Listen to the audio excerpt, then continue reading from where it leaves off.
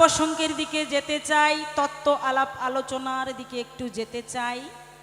দেখতে পাচ্ছেন আমার সাথে যিনি এসেছেন অত্যন্ত একজন জ্ঞানী এবং গুণী শিল্পী, সুনামধন্য মাননীয় শিশির সরকার মহাশয়। ওনার চরণে আমার ভক্তিপূর্ণ প্রণাম রয়। ওনার সাথে হবে কিছু তত্ত্ব এবং পালা প্রসঙ্গের বিষয়। তো আজকে যেহেতু প্রথম দিন, মানুষও খুব একটা বেশি নয়, তাই না মা? যে কয়েকজন আছে, মানে যারা যারা এসেছে, যারা বসে আছে, যারা দাঁড়িয়ে আছে, কারো মুখ কিন্তু আমি ঠিক মতো চিনতে পারছি না। শুধু জানি যে লোক বসে আছে, মুখ চোখ কিছুই দেখতে পাচ্ছি না। তো আজকে প্রথম দিন সবাইকে মেনে নিতে হবে, একটু উলট পালট হবেই, প্রত্যেক অনুষ্ঠানই তাই হয়, প্রথম দিনে একটু এলোমেলো হয়ে যায়, তাই সকলেই মেনে নেবেন। এবার যেহেতু আজকে প্রথম দিন, আজকে যে পালা প্রসঙ্গ ধরে তুলতে চাই, একদিকে গুরু আর একদিকে শিষ্য। আমার বিপক্ষের ভাবক যিনি, তিনি বড় জ্ঞানী গুণী শিশির সরকার নামটি জানি। ওনাকে যতক্ষণ পাবো এই ধর্ম সবার ঠাই, উনি আর সরকার টরকার কিছু নাই, সরকারের জায়গা থেকে ওনাকে কেটে দেওয়া হলো। এখন ওনাকে একটা ভূমিকা দিয়ে যেতে চাই। আজকে যে ভূমিকা ওনাকে দেব, একদিকে গুরু আর একদিকে শিষ্য, অর্থাৎ ওনাকে গুরুর জায়গাটা দিয়ে আমি নিজে শিষ্য হতে পারি নাই, শিষ্যের পক্ষে উকিল স্বরূপ দাঁড়াই। তাই শিষ্যের পক্ষে উকিল স্বরূপ দাঁড়িয়ে ওনাকে গুরুর জায়গাটা দিয়ে আমি কিছু আলাপ আলোচনা শুরু করতে চাই। আর আপনারা হাকিম স্বরূপ বসে বসে বিচার করবেন আপনাদের এই ধর্মসভার ঠাই কেমন। কারণ আমাদের প্রত্যেকের গুরু লাগে, চলতে গেলেও গুরু, বলতে গেলেও গুরু, কিছু শিখতে গেলেও গুরু। গুরু ছাড়া কোনো কিছুই শিখা যায় না, শিখা বড় দায়। যত বড়ই আমরা শিক্ষিত হই না কেন, যতই লেখাপড়া করি না কেন, তবু আমাদের গুরু ছাড়া সুশিক্ষিত হওয়ার মতো কোনো ব্যক্তির ক্ষমতা নাই। মাস্টারের কাছে যতই পাই, কিন্তু গুরু ছাড়া তার মানব দেহটা চলার মতো কারো কাছে পাবে না, একমাত্র গুরুর জায়গায় ছাড়া। তাই আগে আমার গুরু, তারপরেই আমার গোবিন্দ। তাই ওনাকে গুরুর আসন দিয়ে আমি নিজে শিষ্য হয়ে ওনার কাছে কিছু জানতে চাই। কি জানতে চাই? যেমন এই বিশ্ব চরাচরে আমরা সকলেই শুনতে পাই অনেক দেবদেবী আছে, হাজার হাজার দেবদেবী আছে। সবার ঊর্ধ্বে নাকি আমার পিতা মাতা সর্বশ্রেষ্ঠ, আমার গুরু। যত বড়ই শিক্ষা আমরা পাই না কেন, পিতামাতার কাছে যে শিক্ষা আমরা পাই, পিতামাতার ঊর্ধ্বে কোনো দেবী এবং দেবতা কিন্তু এই বিশ্ব চরাচরে কেউ নাই, তাই না? আমরা এটাই জানি, আমরা সকলেই জানি। এবং শাস্ত্রের খাতায় আমরা পাই যে গুরু একমাত্র পিতামাতার ঊর্ধ্বে কোনো গুরু নাই, পিতামাতাই হলো আমার সর্বশ্রেষ্ঠ ভগবান, অর্থাৎ গুরু। ভগবানও যদি পিতামাতাকে আমরা কেউ কষ্ট দিয়ে থাকি, ভগবানও নাকি আমাদেরকে দিয়ে দেয় ফাঁকি। তাই ভগবানও চায় পিতামাতাকে ছাড়া আমার ভজন সাধন যারা করে তাকে আমি কখনো পার করি না। তাই ভগবান প্রমাণ করে দিয়েছেন যুগে যুগে পিতামাতার ঊর্ধ্বে কোনো গুরু নাই।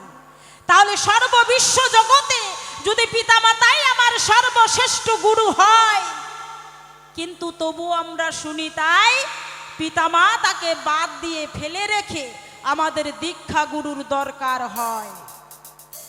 দীক্ষা গুরুর আমাদের দরকার হয়। কেন হয়? তাই যিনি আমার গুরু, ওনার কাছে আমি জানতে চাই, হে গুরু মহাশয়, তোমার কাছে জানতে চাই, পিতামাতার কাছে, যে মাতা আমায় জন্ম দিল, যে পিতা আমায় জন্ম দিল, হাত দিয়ে চলাতে শিখাইলো, বলাতে শিখাইলো, সবার সাথে আমাকে সম্বন্ধ করিয়ে দিল, তবু আমার পিতামাতাকে ফেলে রেখে কেন দীক্ষা গুরু ধরতে হয়? তুমি একটু কৃপা করে জানাবে হে গুরু মহাশয়। আমি আষাঢ়ে দাঁড়া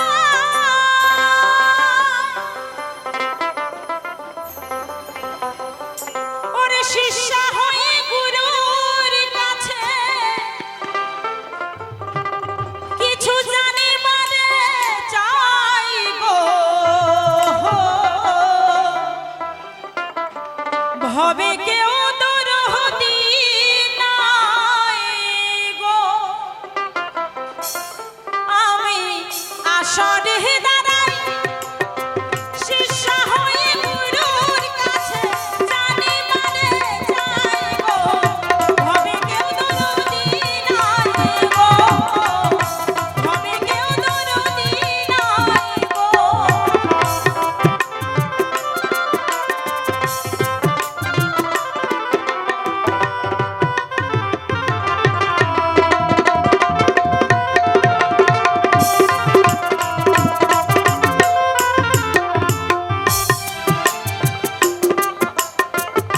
শোনো শোনো ও গুরুধন আমি তোমারে জানাই তোমার কাছে কিছু কথা জানিবার চাই শোনো শোনো ও গুরুধন আমি তোমারে জানাই তোমার কাছে কিছু গুরুতত্ত্ব আমি জানিবারে চাই পিতামাতা যদি সর্বশ্রেষ্ঠ গুরু হয় এমন কোন বস্তুটা পিতামাতা আমাকে দিতে পারে নাই কোন শিক্ষাটা আমার অভাব ছিল যার জন্য আমায় দীক্ষা গুরু ধরতে হলো তুমি একটু কৃপা করে খুলে বলবে আমার ঠাই কেমন পিতামাতা সর্বশ্রেষ্ঠ গুরু জানে সর্বজন তবু কেন দীক্ষা গুরু ধরার প্রয়োজন পিতামাতা কোন মন্ত্রটাই আমায় দিতে পারে নাই দীক্ষা গুরুর কাছে গেলে আমরা কোন মন্ত্রও পাই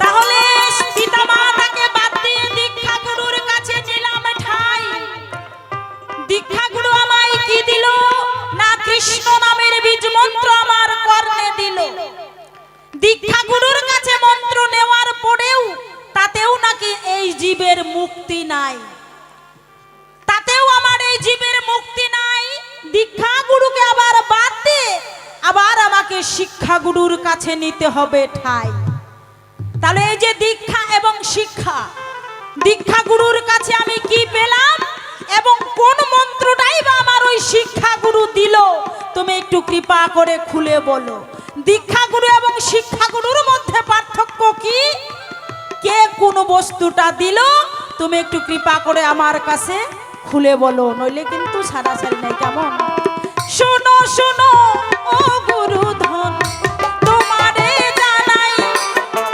দীক্ষা গুরু শিক্ষা গুরুর পার্থক্য কি নাই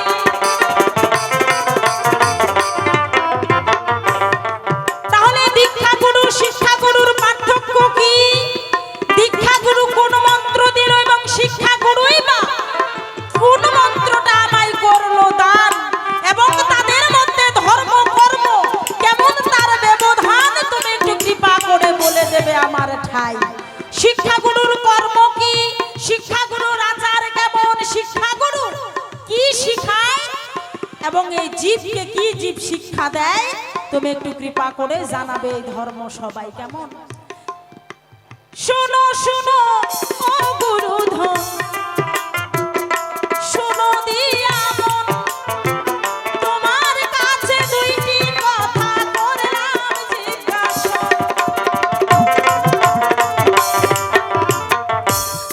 তোমার কাছে দুই কানা জিজ্ঞাসা করে গেলাম তাই আমার জানার ইচ্ছা এই বিশ্ব চরাচরে যে যত বড়ই জ্ঞানী হোক না কেন জানতে জানতে সে যদি বৃদ্ধ হয়ে যায় তার জানার শেষ হয় না কথায় আছে জানার শেষ নাই আর মার খাওয়ারও বয়স নাই তাই আপনারা সকলেই হয়তো জেনে বসে আছেন যারা নতুন প্রজন্ম তাদের জানার অনেক বিষয় তাই জানতে চাই তোমার ঠাই দীক্ষাগুলো আমি যে ধরবো আমার মায়ের কাছে কোন বস্তুটা আমি পাই নাই যার জন্য দীক্ষা গুরু ধরলাম দীক্ষা গুরুর কাছে এমন কি বস্তু নাই যার জন্য শিক্ষা গুরুর প্রয়োজন হয় শিক্ষা গুরুই বা আমাকে কি আচার দিল কি মন্ত্র দিল কি বিচার দিল তুমি একটু কৃপা করে জানাবে ধর্ম সবার ঠাই কেমন শোনো শোনো ও গুরুধন তোমারে জানাই, তোমার কাছে আরো কিছু কথা আমি জানতে চাই। তাহলে দুইখানা জিজ্ঞাসা হয়ে গেছে তোমার ঠাই। আর গুরু আমি তিন প্রকারের পেয়ে যাই। কি গুরু? পিতা মাতা নাকি আমার সর্বশ্রেষ্ঠ গুরু, তারপরে আবার দীক্ষা গুরু, তারপরে আবার শিক্ষা গুরু, তাই না বাবা? তাহলে তিন প্রকারের গুরু পাই। গুরু গুরু জগৎময়, গুরু গুরু জগৎময়, কিন্তু এদের মধ্যে আরো আমি কিছু গুরু দেখতে পাই। আপনাদের এদিকে আছে কিনা জানি না। আমাদের পাশাপাশি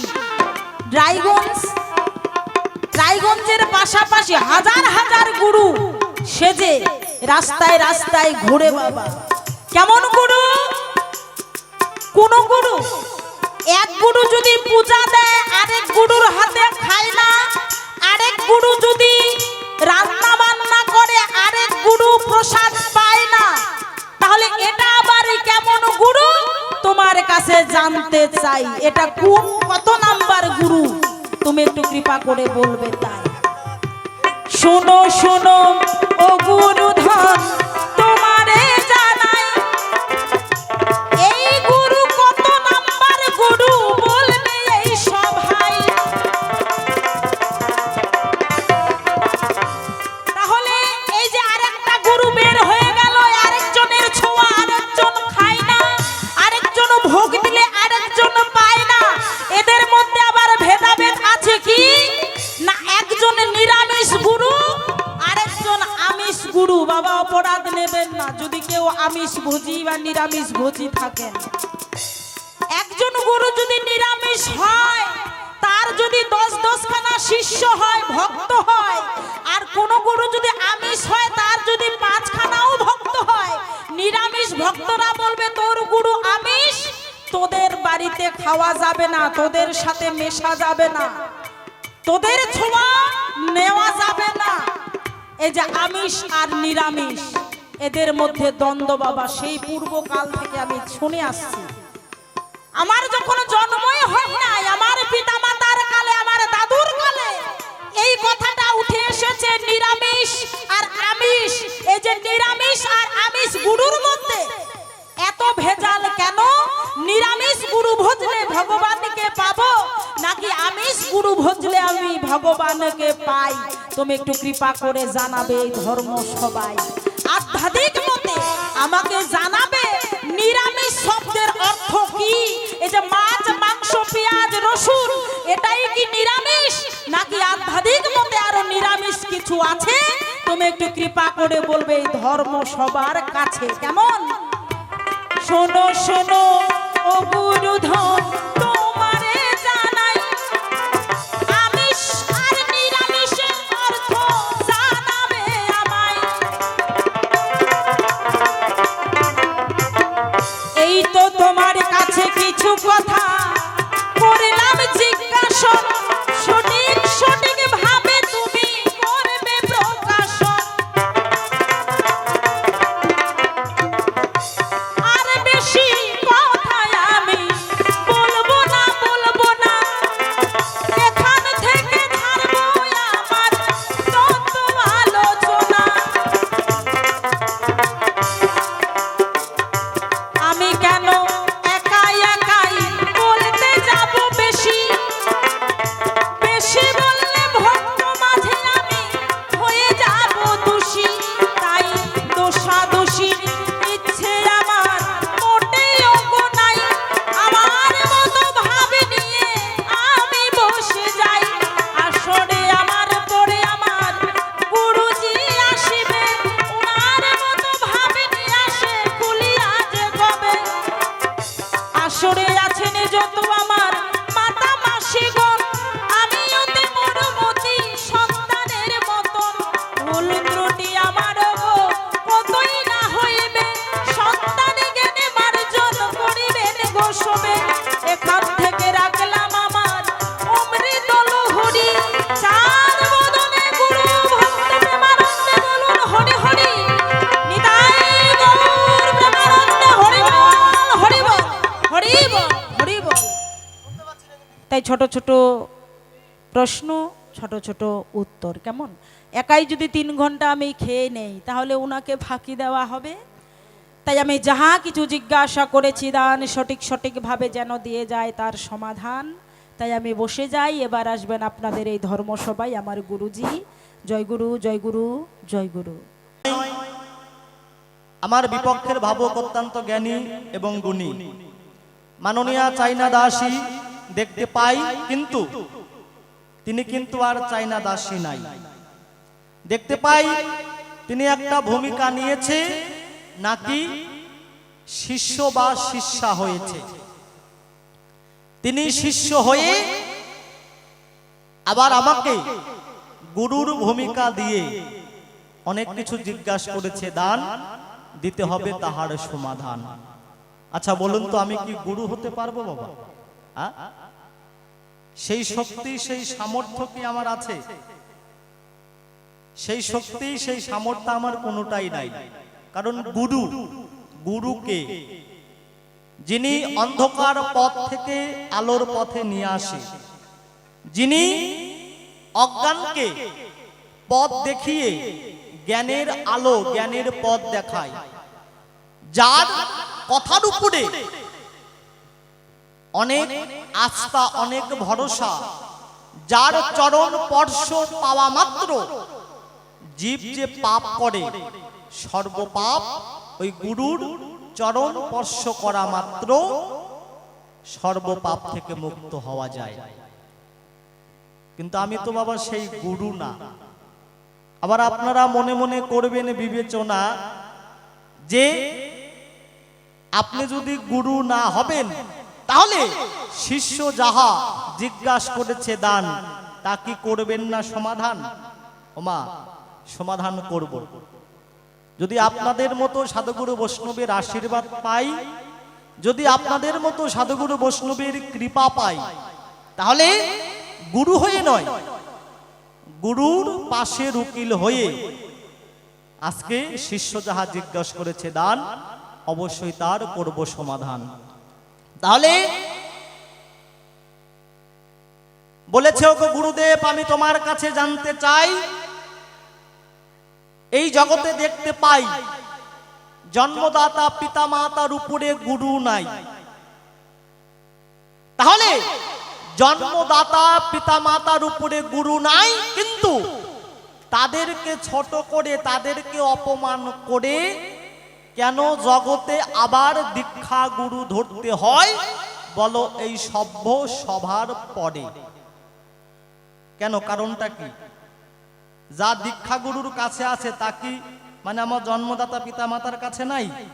হ্যাঁ, যদি পিতা মাতার কাছে না থাকে তাহলে আমরা প্রত্যেকটা সাধুগুরু বৈষ্ণবের কাছে শুনতে পাই, প্রত্যেকটা গ্রন্থে দেখতে পাই যে পিতা মাতা সর্বগুরুর, পিতার চরণে সর্বতীর্থস্থান। আমরা যে তীর্থ ভ্রমণ করি, অনেক অনেক জায়গায় যাই, কিন্তু আর পিতা মাতার চরণে ভক্তি করলে নাকি সর্বতীর্থ ভ্রমণ করা হয়ে যায় বাবা। কিন্তু তাদেরকে বাদ দিয়ে, তাদেরকে অপমান করে আবার দীক্ষাগুরু ধরতে হয় কেন? তুমি বলে যাবে এই সভ্য সবার ঠাই যেন।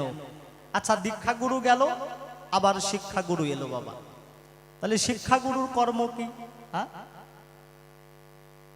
আমরা এই কলিযুগে 100 বছর আয়ু নিয়ে পৃথিবীতে এসেছি বাবা।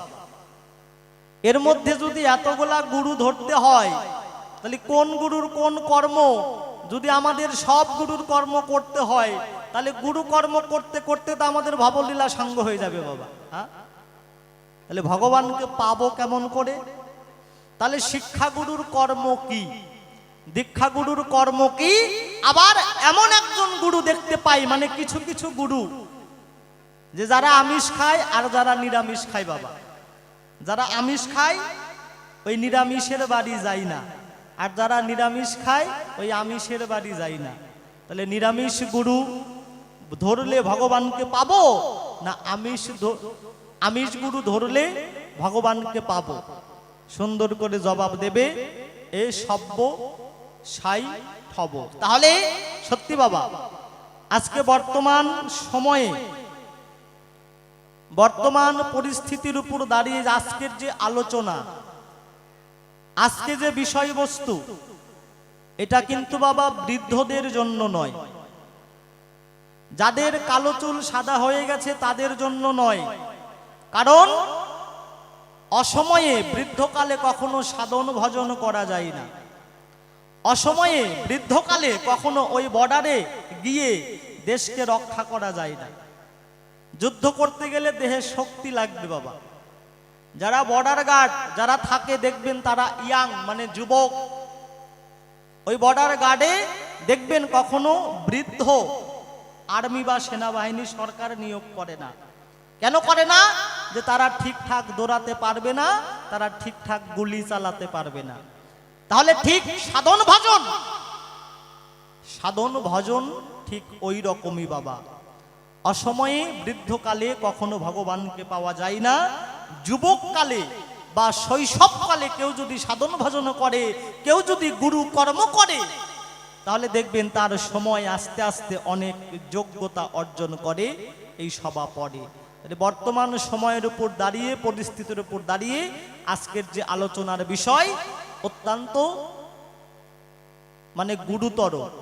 তাই আমার যেগুলো যুবক দাদা ভাই আছো তাদেরকে বলবো, অবশ্যই যদি সংসারে শান্তি পেতে চাও তাহলে আজকের আলোচনা শুনবে, দেখবে সংসারও রক্ষা করতে পারবে, দেশকেও রক্ষা করতে পারবে। তাহলে একটু সুর লাগাই, সুরে সুরে তার জিজ্ঞাসার জবাব দিতে চাই। তাহলে গুরু হচ্ছে বাবা এই জগৎময়, যেদিকে তাকাই শুধু গুরু দেখতে পাই। যে কোনো কর্ম শিখতে গেলে, যে কোনো কাজ শিখতে গেলে ওস্তাদ বা গুরু মেলে। এই যে আমরা বাউল পোশাক পরে দাঁড়িয়েছি, আজকে আপনাদের সামনে বাউল গান করছি বাবা, আমারও একজন গুরু আছে। রামকেলি তার ধাম, অর্জুন অধিকারী তার নাম, তার চরণে কোটি কোটি প্রণাম জানাই। তিনি যাহা কিছু শিখিয়েছে আজকে তার কৃপাতে আপনাদের সামনে সেটা পরিবেশন করছি। কেউ যদি বাবা চাকরি করে দেখবেন তার পিছনে অনেক জ্ঞানীগুণী শিক্ষক বা মাস্টার ধরে। তাহলে শিক্ষক আর মাস্টার যদি সে না শিখাতো তাহলে আজকে যে চাকরিটা পেয়েছে সে আজকে হয়তো পেত না বা শিক্ষাটা অর্জন করতে পারতো না। তাই গুরু প্রত্যেকটা পরিবেশে, প্রত্যেকটা ধাপে ধাপে গুরু আছে। তাই সেইখানে দাঁড়িয়ে মহাজনরা এমন এমন বাণী, এমন এমন গান লিপিবদ্ধ করেছেন, আমি যতগুলা জিজ্ঞাসা করেছে, যদি আমি শুধু কথাই কথাই বলে যাই বাবা সারাদিন শেষ হবে না। তাই যারা জ্ঞানীগুণী মহাজন, যারা প্রকৃত বাউল শিল্পী, ওপার বাংলা লালন ফকির সাই, তার এক একটা গান লক্ষ কথার সমান। তাই গুরুর পাশে দাঁড়িয়ে তার একখানা গান করছি, আপনারা বুঝতে পারবেন কেন গুরু ধরতে হবে, গুরুর কর্ম কি। তো সেই জায়গায় দাঁড়িয়ে মহাজন কি বলছেন শুনুন।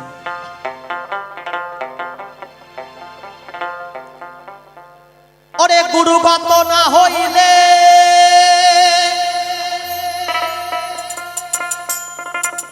গুরুগত না হইলে,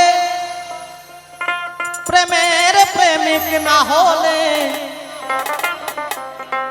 গুরুগত না হইলে,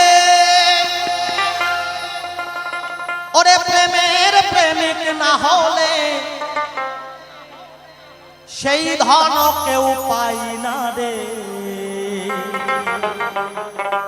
ওরে বিনা কার্যে ধনোপার্জন কে করিতে পারে, এই সংসারে বিনা কার্যে ধনোপার্জন। মহাজন বললেন গুরুগত না হইলে সেই ধন পাই না রে বাবা। তাহলে গুরু, আমি যাকে গুরু মনে করি, গুরু কেমন করে কথা বলে, গুরু কেমন করে পোশাক পরে, গুরু কেমন করে ব্যবহার করে, গুরু কেমন করে সাধুগুরু বৈষ্ণবদের ভক্তি করে, গুরু কেমন করে এই সংসারে অজ্ঞান জীবকে জ্ঞানের পথে নিয়ে আসে। তাহলে আগে গুরু গত হতে হবে, গুরুর আচার ধরতে হবে, গুরু কর্ম করতে হবে, তবেই তুমি গুরুর কৃপা পাবে, নচেত নয়। গুরু আমার কি দিল বাবা? আজকে গুরু মন্ত্র নিলাম, গুরুদেব 1 বছর পরে আসবে, আর এই 1 বছরের মধ্যে আর গুরু কর্ম করলাম না। যখন গুরুদেব আসলো, গুরুদেবকে বলি, ওগো গুরুদেব, আপনি বলেছিলেন যে আপনার কাছ থেকে যদি আমি মন্ত্র নেই তাহলে সংসারে জ্বালা যন্ত্রণা সব দূর হয়ে যাবে। কিন্তু বাবা দূর তো হয়নি, তার থেকে আরো বেশি হয়েছে। হ্যাঁ, তাহলে কার হবে বাবা? আগে গুরু কর্ম করতে হবে, গুরু যেটা করেছে ভক্তি নিষ্ঠা সহকারে সেটা পালন করতে হবে, তবেই তুমি গুরু কৃপা পাবে, নচেত নয়। গুরুগত না হইলে, ওরে প্রেমের প্রেমিক না হলে সেই ধন কেউ পাই না রে, ওরে বিনা কার্যে ধন উপার্জন কে করিতে পারে, বিনা কার্যে ধন উপার্জন। গুরুগত না হইলে, প্রেমের প্রেমিক না হলে,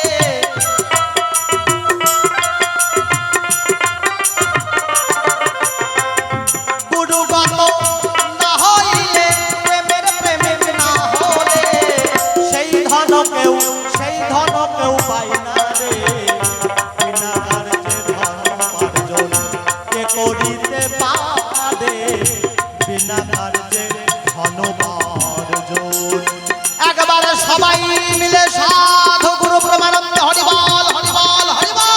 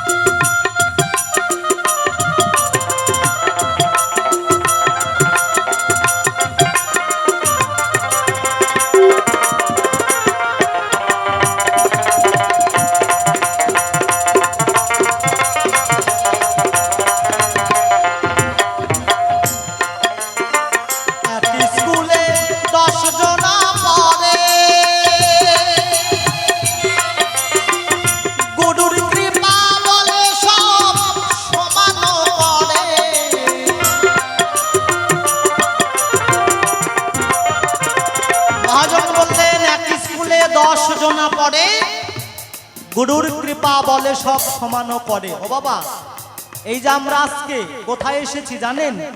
ধর্মশালাতে এসেছি। তাহলে এই যে ফুলবাড়ি শ্মশানে অনেক পুরাতন অনুষ্ঠান, অনেকেই হয়তো প্রত্যেক বৎসরে এই যে ধর্মশালাতে এসেছেন, পাঠশালাতে এসেছেন, বলুন তো কে কয়টা কি শিখেছেন? আমার তো মনে হয় যে বেশিরভাগ মানুষ, বেশিরভাগ ভক্ত কিচ্ছু শিখে নাই। খালি কিসের জন্য এসেছে?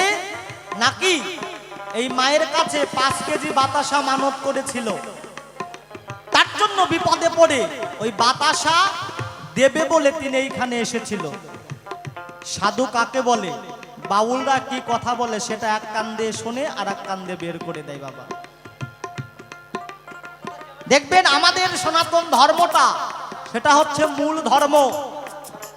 এই সনাতন ধর্মের আগে পৃথিবীতে কোনো ধর্ম ছিল না। কিন্তু বড় দুঃখের বিষয়, দেখবেন আমরা কেউ বাড়ি থেকে তিলক চন্দন কপালে পড়ে আসি না। এই কমিটির বিশেষ একজন সাধুগুরু বৈষ্ণব চন্দনের ডালা নিয়ে, তিলক কাঠি নিয়ে বলে, আপনি কি চন্দন বা তিলক নেবেন?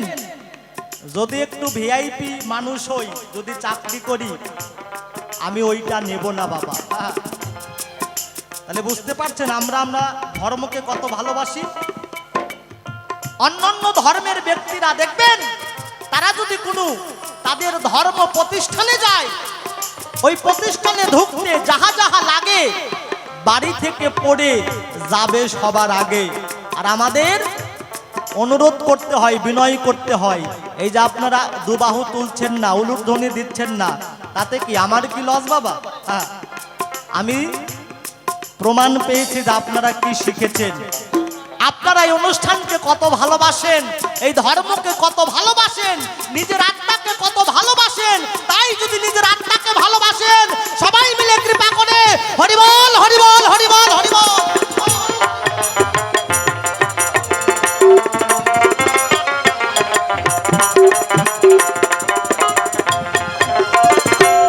স্কুলে 10 জন পড়ে, ওরে গুরুর কৃপা বলে সব সমান পড়ে।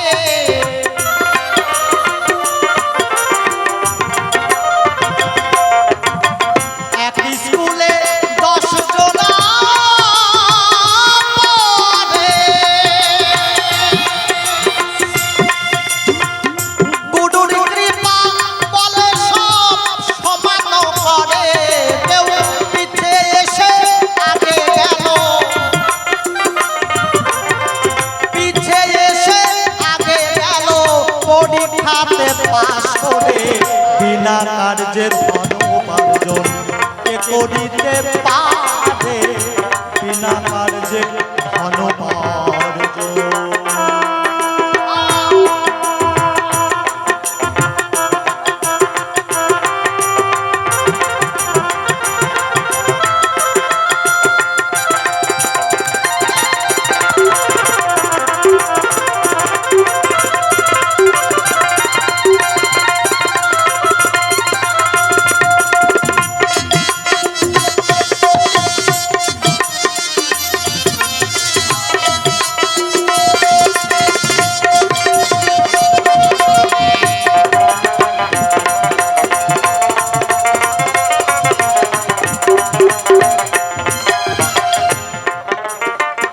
বিষম করে বিষ পান করে,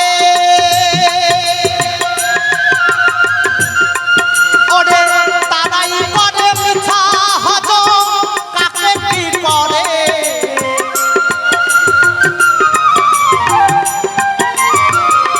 মহাজন বললেন বিষম করে বিষ পান করে, তারাই করে মিছা হজম কাকে কি করে। দেখবেন যারা প্রকৃত সাধুগুরু বৈষ্ণব, তারা বিষ খেয়েও অমৃতর স্বাদ পায়, তারা বিষ খেলেও তারা হজম করে। আর যারা সাধুগুরু বৈষ্ণব না, তারা হজম করতে পারে না, তারা বের করে দেয়, বের করলে আনন্দ পায়। এগুলা গুরু তত্ত্ব বাবা, সব কথা মাইকে বলতে নাই। দেখবেন এমন এমন সাধু না, সাধু না, শৈব ভক্ত মানে শিব ভক্ত আছে বাবা। এমন এমন ভোলানাথের ভক্ত আছে, ভোলানাথের নাম নিয়ে, স্বয়ং শিবের নাম নিয়ে কি করে না, সুখ টান মারে, তাই না? ভাই আমার ভোলানাথ শ্মশানে নাকি গাঁজা খেয়েছে, ওই শিব ভক্তকে দেখ মানে শুনতে চাই। আচ্ছা ভোলানাথ যে গাঁজা খেয়েছে তুমি কখনো দেখেছো? যদি সে গাঁজা খেয়ে থাকে, এই জগৎকে রক্ষা করার জন্য তিনি একজন গরল খেয়েছিল, বিষ খেয়েছিল। সমুদ্র মৈথন কালে বিষ উঠেছিল।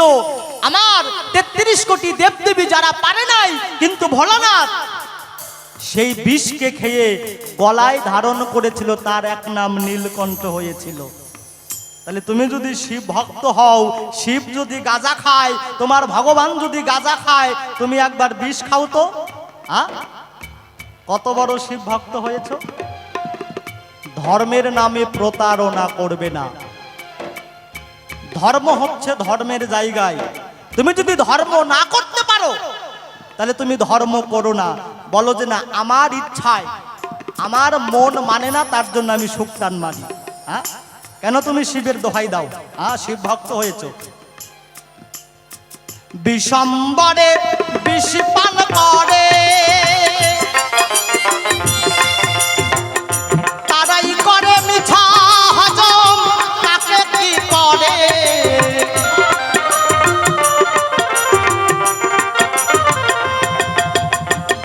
বিষম্বরে বিষ পান করে।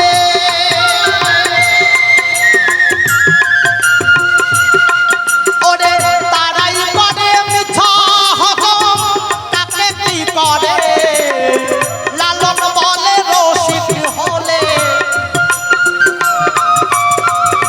লালন বলে রসিক হলে বিষ খেয়ে হজম করে। বিনা কার্যে ধনোপার্জন কে করিতে পারে, বিনা কার্যে ধনোপার্জন।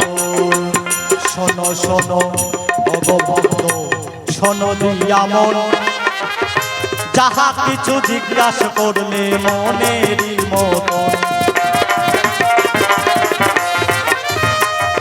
প্রথমবারে আমার কাছে গো তুমি করলে জিজ্ঞাসন, আস্তে আস্তে করি আমি তাহার প্রকাশন। তাহলে বিপক্ষের ভাবুক অত্যন্ত জ্ঞানী আর গুণী চাইনা দাসী নামটি শুনি, তিনি আর চাইনা দাসী নাই, শিষ্যর ভূমিকা নিয়েছে ধর্মসভার ঠাই, আর আমাকে দিয়েছে গুরুর ভূমিকা। বলেছে গো গুরুদেব আমি তোমার কাছে জানতে চাই, জন্মদাতা পিতা মাতার উপরে কিন্তু আর গুরু নাই, তাহলে আবার কেন দীক্ষা গুরু ধরতে হয়? দীক্ষা গুরু কেন ধরব? জন্মদাতা পিতা মাতাকে কেন বাদ দেব? ওমা সত্যি সন্তান একজন আপন যদি থাকে, সন্তানের একজন আপন কাছের মানুষ যদি থাকে, সে হচ্ছে পিতা মাতা। একটা নারী বিবাহর পরে যদি সন্তান আদি না হয়, দেখবেন কত ডাক্তার কত কবিরাজের ওষুধ খায়, তবু যদি সন্তান না হয় সেই মা পাগল হয়ে যায়।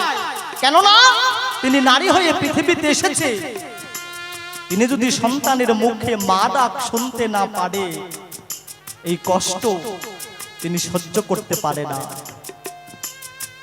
কোন এক সাধুগুরু বৈষ্ণব গিয়ে বলে, তুমি ফুলবাড়ি শ্মশান মায়ের কাছে মানত করো, তুমি অমুক জায়গায় রাধা কৃষ্ণের মন্দিরে মানত করো, দেখবে তোমার মানত শুনবে। যাহা ডাক্তার পারে নাই, যাহা বিজ্ঞানীরা পারে নাই, যাহা কবিরাজ পারে নাই, তুমি যদি ভগবানের চরণে আত্মসমর্পণ করো, ভগবান যদি তোমার কথা শোনে, দেখবে তুমি একদিন মা ডাক শুনতে পাবে এই ভব সংসারে। শোনো শোনো অদশিষ্য শোনো এবার তাই, ওই মা দেখো কি করিল বলিব যে ভাই। সাধুর মুখের কথা শুনে গো ওই মন্দিরে না দিল, মনে মনে সন্তান পালনের মানত করিল। মনে মনে মন্দিরে গিয়ে সন্তান পাবে বলে মানত করিল। কি করিল? যে 5 কিলো বাতাসা দেব, বা যদি আমার সন্তান হয়, সন্তানের দেহের যে ওজন হয় সেই ওজনের সমান আমি বাতাসা দেব। মা যখন মানত করলো, ভগবান সেটা শুনতে পারলো, ভগবান করলো না দেরি, তার কোল ভরে একটা সন্তান দিল তাড়াতাড়ি। যখন সন্তানটা পেল, মা কি করলো না মন্দিরে গিয়ে সন্তানের যে মানত ছিল সেটা পূরণ করলো। সন্তান মায়ের কাছে আস্তে আস্তে বড় হয়, যখন সে কথা বলতে পারে না, মা তাকে কথা বলানো শেখায়। যখন সন্তান হাঁটতে পারে না, সন্তানের হাত ধরে মা হাঁটা শেখায়। ছেলে 10 বার পড়ে যায়, মা সাহস দেয়, বাবা তুই ওঠ, তুই পারবি, কারণ আমি তোর মা, আমি তোর হাত ধরেছি। সন্তান 1টা 2টা কথা বলতে পারে, একটু চোখ তুলে তাকাতে পারে। যদি কোনো পাড়া প্রতিবেশী আসে, সন্তানকে বলে, বাবা ওই দেখ ওটা তোর দাদু, একবার দাদুর কোলে যা, একবার দাদু বলে ডাক। সন্তানের বাবা যখন কর্ম করে বাড়িতে আসে, সন্তানের মা বাবাকে একবার তুই বাবা বলে ডাক, একে একে সবার সঙ্গে পরিচয় করিয়ে দেয়। কিন্তু সেই অভাগী মা কি করে জানেন বাবা? ওই যে ভগবানকে যে বাতাসা দিয়েছিল, একবার তার সঙ্গে আর দ্বিতীয়বার সন্তানের মার ভগবানের সঙ্গে পরিচয় করিয়ে দিচ্ছে না। সন্তানকে নিয়ে কত স্বপ্ন, উচ্চ শিক্ষায় শিক্ষিত করব, সন্তান সরকারি চাকরি পাবে, বাড়ি করবে, গাড়ি করবে, সুন্দরী একটা বৌমা নিয়ে আসবে। সন্তানকে কখনো সাধু সঙ্গ করা যাবে না। ভুল করে সন্তান যদি কৃষ্ণ নাম করে, ভুল করে যদি মন্দিরে যায়, সেই মা বলে এখন তোর যাওয়ার সময় হয় নাই, তুই এখন কেন মন্দিরে গিয়েছিস? তোকে তো অনেক বড় হতে হবে, অনেক সরকারি, অনেক ভালো ভালো চাকরি করতে হবে। ও মা, সেই মা মা হতে পারে না। যে সবার সঙ্গে পরিচয় করিয়ে দিল, কিন্তু যার জন্য, যে ভগবানের জন্য তিনি সন্তানকে পেয়েছে, যে ভগবানের জন্য সন্তানের মুখে মা ডাক শুনতে পেরেছে, সেই ভগবানের মন্দিরে যেতে বাধা দেয়, সে কখনো মা হতে পারে না। আমরা মা, নিজের সন্তানের জন্য মা। ও মা, কথাটা আপনাদের তিতা লাগবে, কিন্তু আমার হয়তো আপনার স্বামীরা যদি 4 ভাই থাকে, তার দেবরের যদি সন্তান থাকে, তার ভাসুরের যদি সন্তান থাকে, দেখবেন আপনার সন্তানকে যত ভালোবাসবেন, ওই ভাসুর আর দেবরের সন্তানকে ততটুকু ভালোবাসবেন না। এক চোখে জল আর এক চোখে নুন বিক্রি করবেন, তাহলে কিসের মা হলেন? আজকে যার উপলক্ষে বাউল গান, তিনি মা, তিনি মাটির তৈরি মা, তার মধ্যে কোনো শক্তি নাই, কিন্তু আমাদের আত্মা শক্তি তাকে বলে। কেন? তিনি এই জগতের মা। আর আপনি মা হতে চান, আপনি বলেন মা, কিন্তু আপনার ভাসুর আর দেবরের সন্তানকে কখনো আপনার সন্তানের মতো তো ভালোবাসেন না। আর মা বলছেন আমি মা হয়েছি। মা কি সহজ? মা হওয়া সহজ না। মা কাকে বলে? পৃথিবীর যত বাক্য সবচেয়ে দামি, সবচেয়ে মধু, সবচেয়ে জাদু বাক্য হচ্ছে মা। যে মা ডাক শুনলে এমন কোন সন্তান নাই যে চোখ দিয়ে জল বের করে না। আপনারা সেই মায়ের জায়গায় স্থান পেয়েছেন। মা কাকে বলে জানেন? মা শারদা। আপনাদের মতো মাটির মানুষ ছিল, কিন্তু সে আমাকে জন্ম দেয়নি, আমার বাবাকে জন্ম দেয়নি, এমনকি আমার দাদুকে জন্ম দেয়নি, কিন্তু সবাই তাকে মা শারদা কয়। দেখতে পাই মাদার তেরেসা, তিনি আমাদের সনাতন ধর্মের নয়, তিনি ছিলেন খ্রিস্টান ধর্মের, কিন্তু তাকেও আগে মা বলতে হয়, মাদার তেরেসা। কেন বলতে হয় জানেন? তিনি জগতের সন্তানদের আপন করে নিয়েছিলেন। তৎকালে এত রোগী, এত কুষ্ঠরোগ হয়েছিল, যা জন্ম দিয়েছে যে সন্তানকে, সেই মা মরণের ভয়ে সন্তানকে কাছে রাখেনি। কিন্তু মাদার তেরেসা কি করেছিলেন? নিজে সেবা যত্ন করে, নিজে পর সন্তানকে আপন করে তিনি নিজে তাদেরকে সুস্থ করে তুলেছিলেন, যার জন্য ইতিহাসে তার নাম মাদার তেরেসা হয়েছে মা। ও মা, তাহলে আপনার সন্তানকে যেমন করে ভালোবাসবেন, আপনার দেবর, আপনার ভাসুরের সন্তানকে তেমন করে ভালোবাসতে হবে, পাড়া প্রতিবেশী তেমন করে ভালোবাসতে হবে, তবেই মা হতে পারবেন, নচেত না। হরিবল হরিবল হরিবল।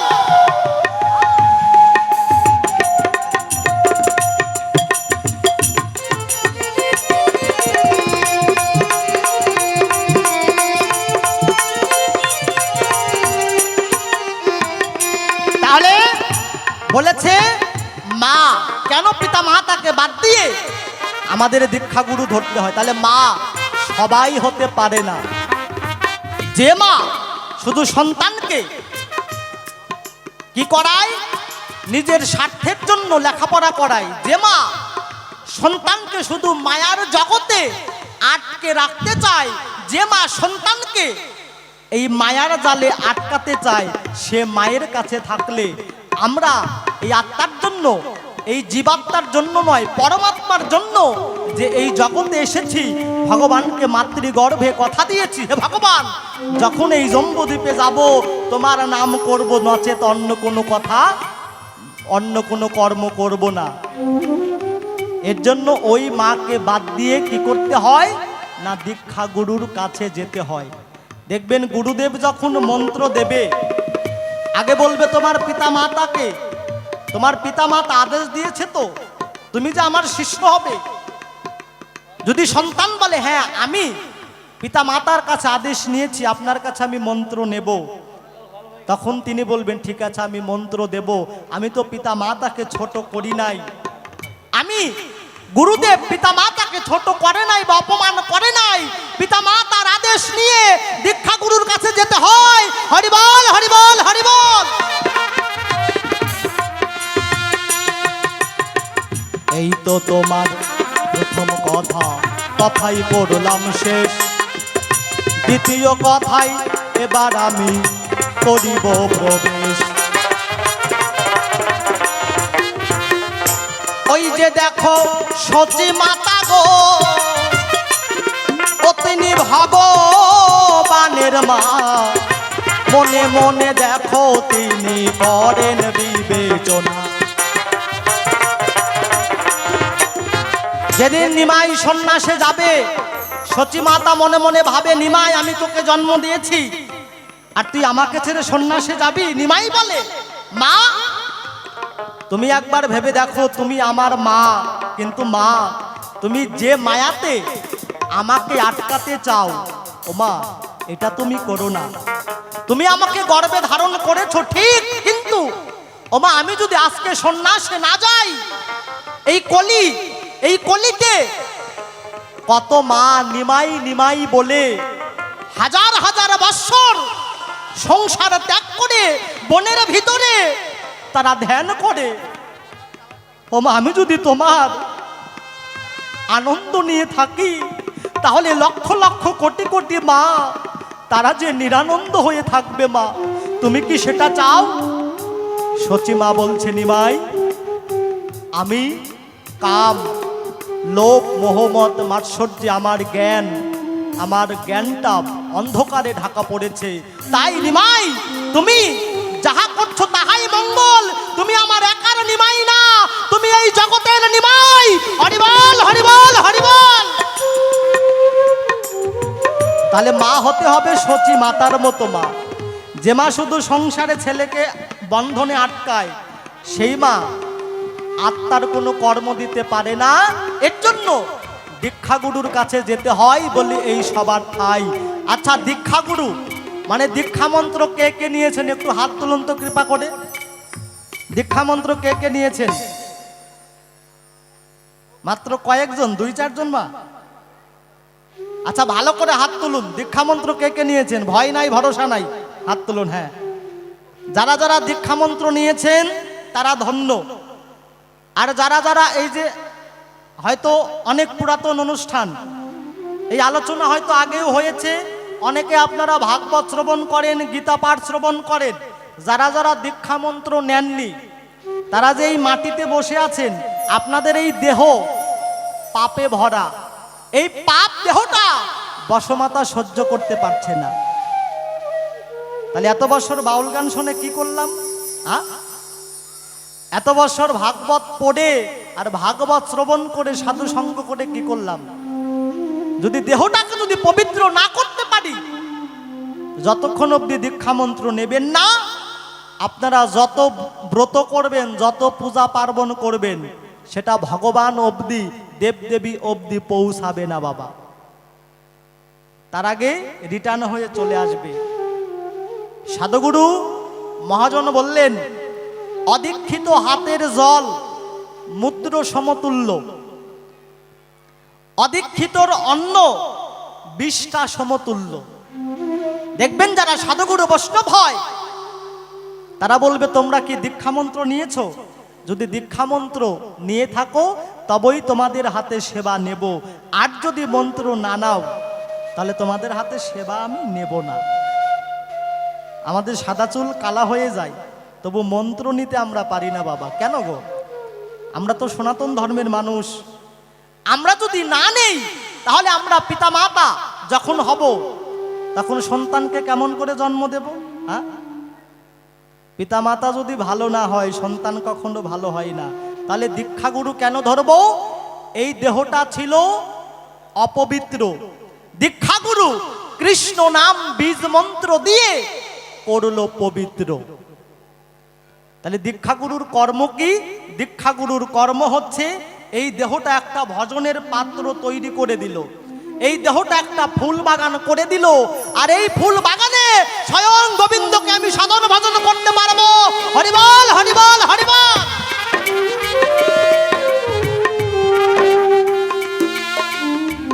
এই তো তোমার দ্বিতীয় কথা, কথাই করলাম শেষ। তৃতীয় কথাই এবার আমি করিব প্রবেশ। শোন শোন গো শিষ্য গো, ওরে শোন এবার তাই শিক্ষা গুরু কেমন কর্ম দিল বলিব ভাই। বলেছে শিক্ষাগুরুর কর্ম কি?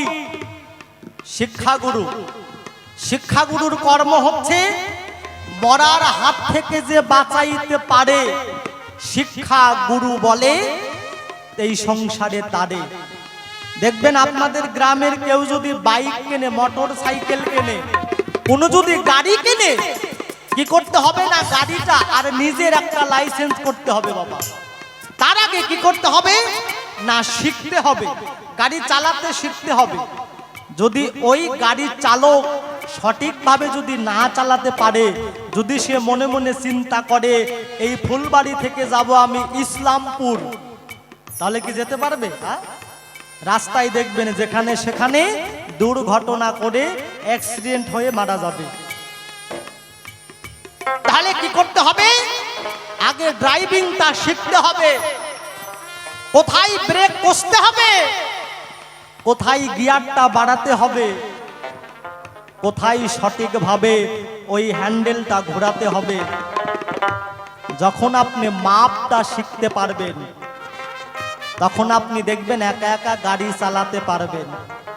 আর যদি না শেখেন তাহলে যেখানে সেখানে খালে বিলে পড়ে মরে যাবেন। তাহলে মহাজন, কোন মহাজন এই দেহটাকে গাড়ি বললেন, এই দেহটাকে ঘড়ি বললেন, এই দেহটাকে তড়ি বললেন। তাহলে এই দেহটা হচ্ছে একটা গাড়ি, এই গাড়ি চালাতে শিখতে হয়। এই গাড়ি যদি না চালানো শেখা যায় তাহলে আমরা দুর্ঘটনায় মরে যাব। দেখবেন কিছু কিছু বাড়িতে আগে, এখন না, মোটামুটি 10 বছর আগে কি করত না মায়েরা সূর্য ওঠার আগে গরম মানে গোবর ছড়া দিত, তাই না বাবা? এখন তো দেয় না, কারণ এখন শিক্ষিত সমাজ। গোবর নাকি নোংরা জিনিস, গোবরের মতো পবিত্র আর কোনো পৃথিবীতে জিনিস নাই। সনাতন ধর্মে দেখবেন কোনো শুভ কাজ করতে গেলে গোবর দিয়ে যদি না লেপা পোছা করা হয় তাহলে সেই জায়গাটা পবিত্র হয় না। কেন হয় না? কারণ গোবরে স্বয়ং লক্ষ্মী বিরাজ করে, সেদিকে যাওয়ার আমার দরকার নাই। তাহলে দেখবেন আগে আমার মায়েরা গোবর ছড়া দিত। কেন দিত গো? সনাতন ধর্মে দেখতে পাই যদি কোনো গ্রামে কোনো জায়গায় মানুষ মরে যায়, যেদিক দিয়ে সেই মরা মানুষের দেহটা নিয়ে যাবে সেদিক দিয়ে গোবর ছড়া দেবে আর খই ছিটাবে। আমরা দেখতে পাই বা শুনতে পাই যেদিক দিয়ে মানুষটা যায় সেই জায়গাটা নাকি অপবিত্র হয়ে যায়, তাই সেই জায়গাটা পবিত্র করার জন্য গোবর ছড়া দেওয়া হয়। তাহলে ওই যে আগেকার মায়েরা যে নিত্যদিন গোবর ছড়া দিত, নিত্যদিন কি মরে যেত বাবা কেউ? হ্যাঁ বাবা, মরতো। আমার বাবা যদি মায়ের কাছে না মরতো আমার মতো অধমের জন্ম হতো না। আমার বাবা যদি তার পিতৃবস্তু মায়ের কাছে সহবাস করে যদি না মরতো তাহলে আমি সন্তান হয়ে মায়ের গর্ভে যেতে পারতাম না। তাই মা তিনি জানেন যে এই গ্রামবাসী জানে না, আমি জানি যে আমার স্বামী রাতে মরেছে, তার জন্য গোবর ছড়া দিয়ে বাড়িটা পবিত্র করছি। এই অকালে মরা, এই অকালে মরাটাকে বাঁচাতে কে পারে? না শিক্ষাগুরু পারে। যারা সঠিক সময়ে শিক্ষাগুরু ধরেছেন, শিক্ষাগুরুর আশ্রয় নিয়েছেন, দেখবেন এই যে হাজার হাজার জীব আমরা নিজের হাতে গলা টিপে হত্যা করেছি, যদি আমরা বিবাহ নাও করি, যুবক দাদারা কি করে না অমুক পার্কে গিয়ে অমুকের সঙ্গে ইন্টু পিন্টু করে। আবার এখন তো মোবাইলের যুগ বাবা, ডিজিটালে অনেক কিছু জীব হত্যা করে। যুবক দাদাদের বলবো, তোমরা যেখানে সেখানে ওই হত্যা করো না। দেখবে বিয়ের পরে তোমাদের বউ থাকবে না ঘরে। গরু ঘরের কথা, কেউ যদি নিজের ব্রহ্ম বস্তুটা ধরে রাখতে পারে, দেখবে তার মতো শরীরে শক্তি, তার মতো তাকত একজনেরও নাই। কারণ মানে পুরুষদের শক্তি তাদের হচ্ছে বীর্য। তাই তোমাদের বলবো, তোমরা বিয়ের আগে শিক্ষাগুরুর আশ্রয় নাও। আর শিক্ষাগুরু কি কর্ম দেবে না, এই যে অকালে আমরা জীব হত্যা করব না, আমরা ভগবানকে পাবো। হরি বল, হরি বল, হরি বল।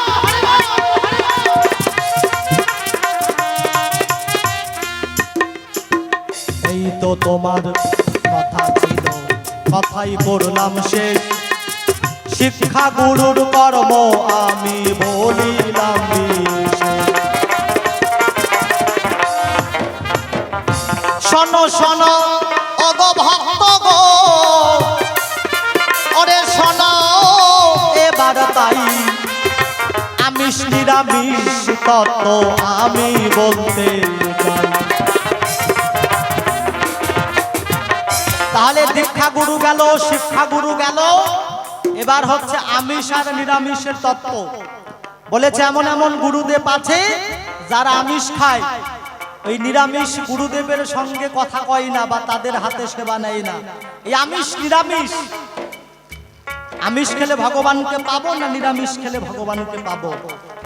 সত্যি কথা বলতে বাবা, এই বিশ্লেষণ বা এটার বর্ণন করার আমার ক্ষমতা নাই। কারণ এখন যদি আমি আমিষের পক্ষে বলি, তাহলে নিরামিষরা আমাকে দোষী করবে। আর যদি নিরামিষের পক্ষে বলি, তাহলে আমিষরা আমাকে দোষী করবে। নিরামিষ অর্থটা কি? নিরামিষ আর আমিষ, আমিষটাকে আমরা কি বলি? মাছ, মাংস, পেঁয়াজ, রসুন ইত্যাদি। দেখবেন বাড়িতে যদি কুটুম আসে, যদি বাজার ঘাট কিছু না থাকে, ঘরে যদি একটা পেঁয়াজ থাকে, ওই এক হালা ডিম এনে অতিথি সেবা হয়ে যায়, তাই না? আর যদি কোনো সাধু আসে বাবা, দেখবেন মায়েদের আর কষ্টের শেষ নাই। হাঁড়ি মাজতে হবে, রান্নাঘর ভালো করে পরিষ্কার করে মুছতে হবে। আর নিরামিষ, এই বাজারটা এখন কোথায় পাই? মায়েদের অনেক কষ্ট হয়, মায়েদের অনেক বিরক্ত হয় যে কেন যে এমন অতিথি আসলো। তাহলে আমরা নিরামিষ আর আমিষ, আমিষটাকে কি বুঝি? মাছ, মাংস, পেঁয়াজ, রসুন ইত্যাদি, এইগুলো হচ্ছে আমিষ। ওমা, এই আমিষ আমাদের খাওয়া না খাওয়া আমাদের ব্যক্তিগত ব্যাপার, কিন্তু সাধুগুরু বৈষ্ণবরা কেন বলে যে নিরামিষ খেতে হবে? কারণ তুমি যতক্ষণ নিরামিষ না খাবে, যতক্ষণ আমিষ বর্জন না করতে পারবে, ততক্ষণ তোমার এই মনটা শান্ত হবে না। দেখবেন পেঁয়াজ আর রসুন আর ইত্যাদি দিয়ে ভগবানকে কি সেবা দেওয়া যায়? হ্যাঁ, কখনো ভগবানকে সেবা দেওয়া যায় না। কিন্তু যেটা ভগবানকে সেবা দেওয়া যায় না, যা আছে বিশ্ব ব্রহ্মাণ্ডে, তা আছে আমার এই মানব ভাণ্ডে। আমার দেহে ভগবান আছে, আমার দেহে 33 কোটি দেবদেবী আছে, আমার দেহে গঙ্গা আছে, আমার দেহে সব আছে। তাহলে সেই দেহে আমি কি করে পেঁয়াজ রসুন খাচ্ছি? যতক্ষণ আপনারা পেঁয়াজ রসুন খাবেন, দেখবেন যারা পেঁয়াজ রসুন খায় তাদের ক্রোধ বেশি, তাদের লোভ বেশি, তাদের কাম বেশি, তাদের জ্ঞান কম, অজ্ঞান বেশি। কারণ এ জিনিস খেলে উগ্র মানে উগ্র জ্ঞান হয়ে যায়। ভগবানকে বিশ্বাস করে না, সাধুগুরু বৈষ্ণবকে ভক্তি শ্রদ্ধা করতে জানে না। তার জন্য সাধুগুরু বৈষ্ণব বলেন যে তোমরা মনটা যদি শান্ত না করো এই কামটাকে, কারণ তোমরা দমন করতে পারবে না, কারণ কলির জীব জ্ঞান শূন্য। তাই এই কামটাকে দমন করতে হলে আগে কি করতে হবে? কিছু কিছু খাদ্য বর্জন করতে হবে। এক পর্যায়ে দেখবেন এটা শাসন করা। কেমন শাসন? দেখবেন সন্তান, কোন সন্তান যদি কুপথে যায়, বাবা কি করে? 2-4 বার ভালো করে বলে। সন্তান যদি না শুনতে পারে, সেই সন্তানকে বাবা কি করে? না লাঠি দেখিয়ে সন্তানকে শাসন করে, ভয় দেখায় যে তুই আর এই রাস্তায় যাবি না, তাই না বাবা? তো ওই রকম শাসন করতে হবে মনটাকে, কামটাকে শাসন করতে হবে। মনে যা চাই তাই খাবো, তাহলে কেমন হবে জানেন? এই যে দেখবেন যে মিষ্টির দোকান এসেছে অনেক, এই মেলাতে দেখবেন আগে তেলে মিষ্টিটা ভাজবে, তারপরে কি করবে? না ওই চিনি জাল করে একটা রস বানাবে। সেই রসের মধ্যে একটা লোহার হাতা থাকে, একটা লোহার চামিচ থাকে। দেখবেন সারা জীবন ওই রসের মধ্যে ডুবে থাকে, কিন্তু ওই লোহার হাতা কখনো রসটাকে আস্বাদন করতে পারে না। কিন্তু যখনই রসগোল্লা তেলে ভেজে যখন ওই চিনির রসের মধ্যে দিয়ে দেয়, তখন 1 সেকেন্ডে সেই রসগোল্লা আস্বাদন করে নেয়। ওমা, আমরা সেই রকম হয়ে গেছি। আমরা যারা বাউল গান করি অনেক জ্ঞানের কথা বলি, যারা বাজায় বাউলদের থেকে বেশি জ্ঞানী হয়, কিন্তু ওই যে আমরা লোহার হাতার মতো হয়ে গেছি বাবা। মানে রসের মধ্যে আসে কিন্তু রস আমরা আস্বাদন করতে পারি না। তাহলে কি করতে হবে? নাকি ওই যে আমিষটাকে বর্জন করে সপ্তাহে 1 দিন, সপ্তাহে 2 দিন, কি মাসে 4 দিন এটা আমিষটাকে বর্জন করে কি করতে হবে? আগে নিজেকে তৈরি করতে হবে, মনটাকে শান্ত করে যেন ভগবানের সাধন ভজন করা যায়, যেন মনটাকে শান্ত করে আমি ভগবানের সাধুর কৃপা পাই। হরি বল, হরি বল, হরি বল। এই তো তোমার আমিষ তত্ত্ব বলিলাম সভায়, শোনো শোনো ওগো শিষ্য, শোনো এবার তাই। এই তো হলো সাধারণ তত্ত্ব গো, ওরে সাধারণ জীবের কর্মরয়। ঊর্ধ্বের যারা সাধক দেখো তারা কিন্তু নয়। এগুলো হচ্ছে সাধারণ জীবের কর্ম, এই আমিষটা। কিন্তু যারা দেখবেন এক প্রকারের সাধুগুরু বৈষ্ণব আছে, একাদশী ব্রত করে, তিলক মালা আসলা ঝোলা নিয়ে ভিক্ষা করে, ভেগদারি বৈষ্ণব, সঙ্গে আবার বৈষ্ণবী নিয়ে ঘরে বাবা। দিনের বেলায় সাধুগিরি আর রাতে গিয়ে করে ব্রহ্মের অত্যাচারী। তারা সাধু না। প্রকৃত সাধু, প্রকৃত নিরামিষ কি? নিরামিষ। নিরা মানে যিনি নিরাকারের সাধন ভজন করে, যিনি নিরাকারে মিশে যায়। নিরাকারে কি?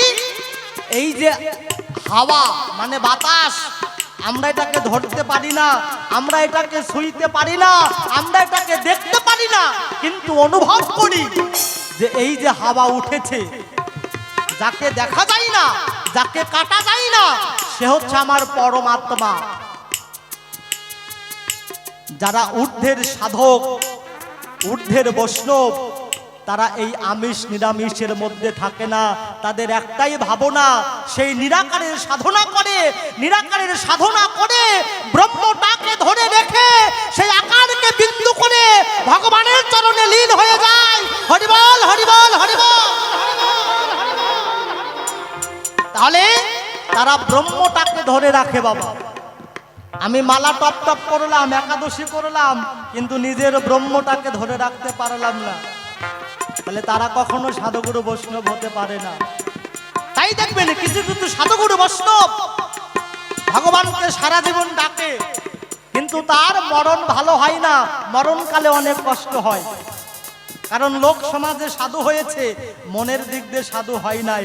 তাই সাধুরা বললেন যে সাধু চেনা যায় মরণে, আর ভগবান চেনা যায় চরণে।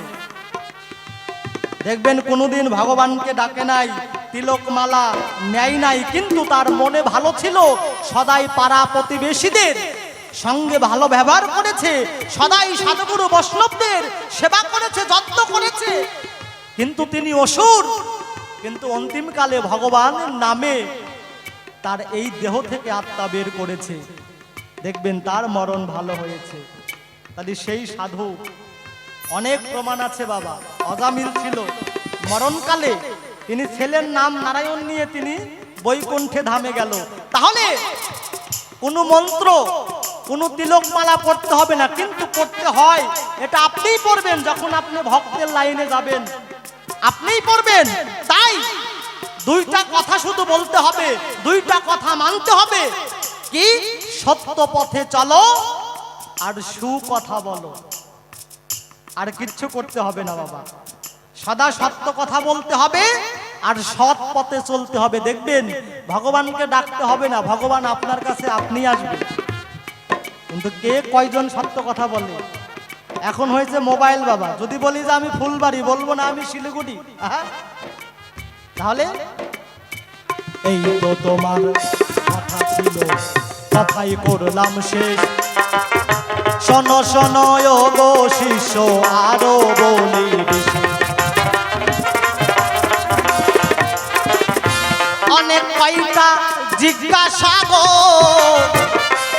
তুমি করে গেলে, তাই সঠিক সঠিক আমি তাহার সমাধান।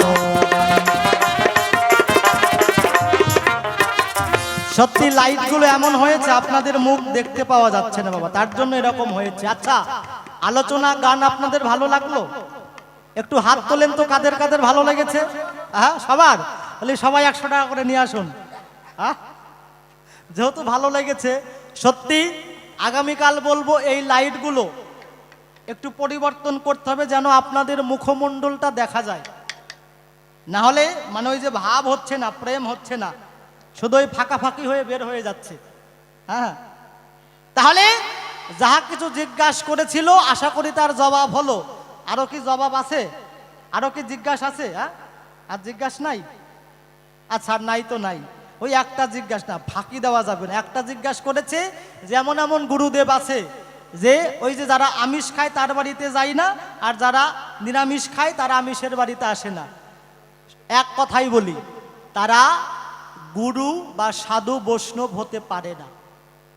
যাদের মধ্যে এই ভেদ আছে, এই হিংসাটা আছে যে ও গুরুদেব না আমি, তারা প্রকৃত সাধুগুরু বৈষ্ণব না। তারা ধর্মটাকে সামনে রেখে খালি ওই হরে কৃষ্ণ করে, রাধে করে ওই দোকানে গিয়ে ভিক্ষা করে, আর ভিক্ষা করে বাবা ব্যাংক ব্যালেন্স তৈরি করে। হ্যাঁ, দেখবেন যারা ভিক্ষা করে তাদের টাকা পয়সা অনেক। হ্যাঁ, তাহলে ওরা সাধু না। সাধু গুরু কে? সাধুগুরু হতে হবে এই যে ঘাসের মতো, তৃণের মতো। আমরা ঘাসের উপর এত অত্যাচার করি, কিন্তু সে প্রতিবাদ করে না। করে কি? সব সময় সহ্য করে। তাই যারা প্রকৃত সাধুগুরু বৈষ্ণব, তাদের কাছে মান অপমান সমান, তাদের কাছে দুঃখ যন্ত্রণা সমান, তাদের কাছে রাগ অনুরাগ সমান। তারা সব কিছু এক দেখে, কেননা তারা সব সময় ভগবানকে ডাকে। তাদের অন্য কোনো ধ্যান ধারণা নাই। যাদের মধ্যে এই ভেদাভেদ আছে তারা সাধু বা গুরু হতে পারে না, বলি তোমার ঠাই। তাহলে এই তো জিজ্ঞাসা ছিল, কথাই কথাই জবাব হলো। সবাই মিলে প্রেমানন্দে হরি হরি বলো, হরি বল হরি বল হরি বল হরি বল হরি বল। এবার এবার আমাকে অনেক জিজ্ঞাসা করেছে, বলি নাই, মনে আছে সেটা প্রকাশ করেছি। আচ্ছা, তাকে কি কিছু জিজ্ঞাসা করব বাবা? করি, তাই না? একা একা তো কখনো ঝগড়া হয় না, হয় কি? হয় না। এখন ঘরে ঘরে দেখতে পাই শাশুড়ি আর বৌমা যুদ্ধ করে, তাই প্রত্যেকটা ঘরে। প্রত্যেকটা ঘরে না, প্রত্যেকটা দেশে দেখবেন বিভিন্ন রকমের মানে বোমা, বিভিন্ন রকমের এমন সব যুদ্ধ করার জন্য যে সমস্ত অস্ত্র বানাচ্ছে, আমার তো মনে হয় বাবা 5 বছরের মধ্যে তৃতীয় বিশ্বযুদ্ধ লাগবে, লাগবেই লাগবে।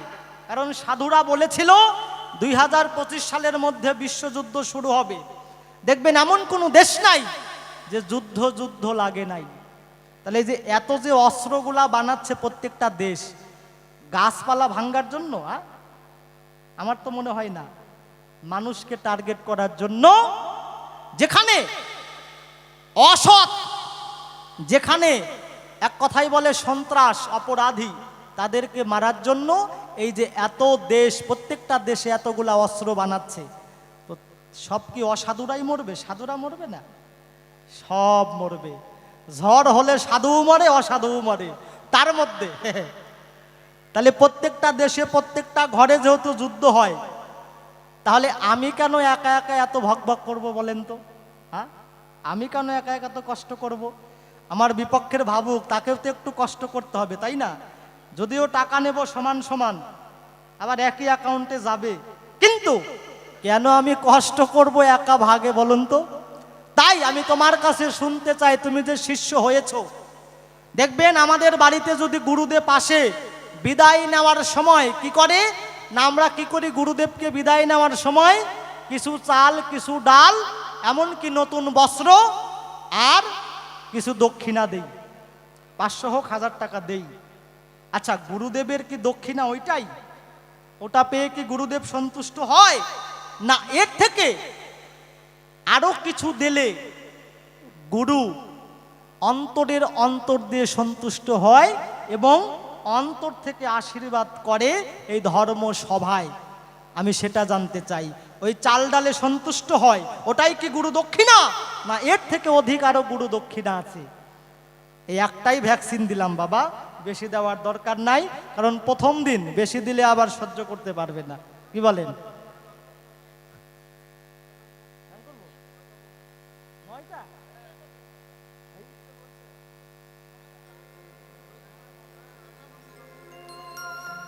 যাক, কি বলবো, যুদ্ধটা মনে আমাদের উপরে ভর করলো। প্রথমে ভেবেছিলাম মানে যেটা কমিটির নির্দেশনা যে 5টা থেকে 8টা অবধি আমাদের গান, এখন লটারি হয়েছে বাবা, 9টা অবধি গান। তো জয় গুরু জয়। এবার তো যাহা কিছু জিজ্ঞাসা করেছি, মানে এই একটার মধ্যে 3 রকমের ভ্যাকসিন আছে। এবার আমি বসে যাই, আমার শিষ্যকে পাঠাই, অসুবিধা নাই। জয় গুরু। আচ্ছা ও বাবা, যদি আপনাদের কষ্ট না হয়, মানে বিরক্ত করছি, একটু সামনে বসলে মনে হয় ভালো হয়, যদি আপনাদের কষ্ট না হয়। কারণ এই যে এই দিকে শুধু বারবার তাকাতে হচ্ছে। কেন তাকাতে হচ্ছে? ওই আপনাদের মুখটা ভালো দেখা যাচ্ছে। হয়তো একটু ফেয়ার অ্যান্ড লাভলি নিয়েছেন তো, আর ওই দিকে মাখে নাই, তার জন্য মুখগুলো ভালো দেখা যাচ্ছে না। তো এই লাইটটা এমন হয়েছে, সত্যি কিচ্ছু দেখা যাচ্ছে না। তো জয় গুরু জয়। এবার বসে যাই, মাননীয়া চাইনা দাসীকে পাঠাই। জয়গুরু জনিতাই গৌর হরি হরি বল। তবে যাহা কিছু জিজ্ঞাসা করেছিলাম, দান সঠিকভাবে দিয়ে গেছে তার সমাধান, কোনো কিছুই বাকি রাখে নাই। তবে আমার কাছেও একটা কথা বলে গেছে, ভুলি নাই, মনে আছে, যদি আপনাদেরকে পাশাপাশি পাই।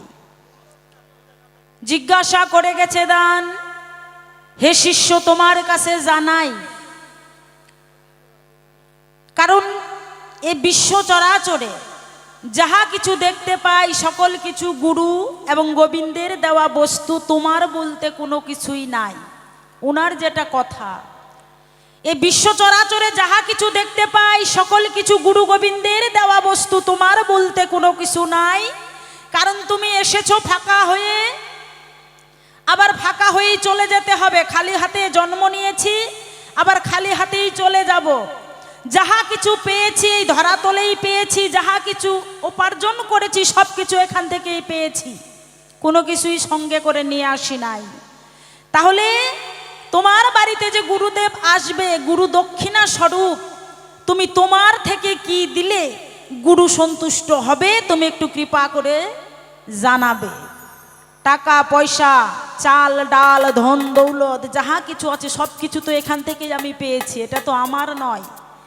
তাহলে আমার থেকে আমি গুরু দক্ষিণা স্বরূপ গুরুকে কি দিলে গুরু সন্তুষ্ট হয়, তুমি একটু কৃপা করে জানাবে। বাহ, খুব সুন্দর জায়গায় জিজ্ঞাসা করেছে। তো তার আগে একখানা গান গাই, তারপরেই ওনার কেমন, তাই চলুন কি বলছে গানের ভাষায়। হৃদয়ে আমার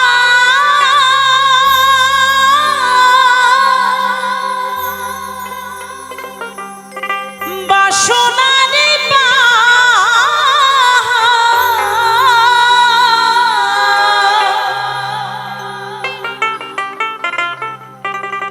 তোমার কাছে শুধু চাওয়া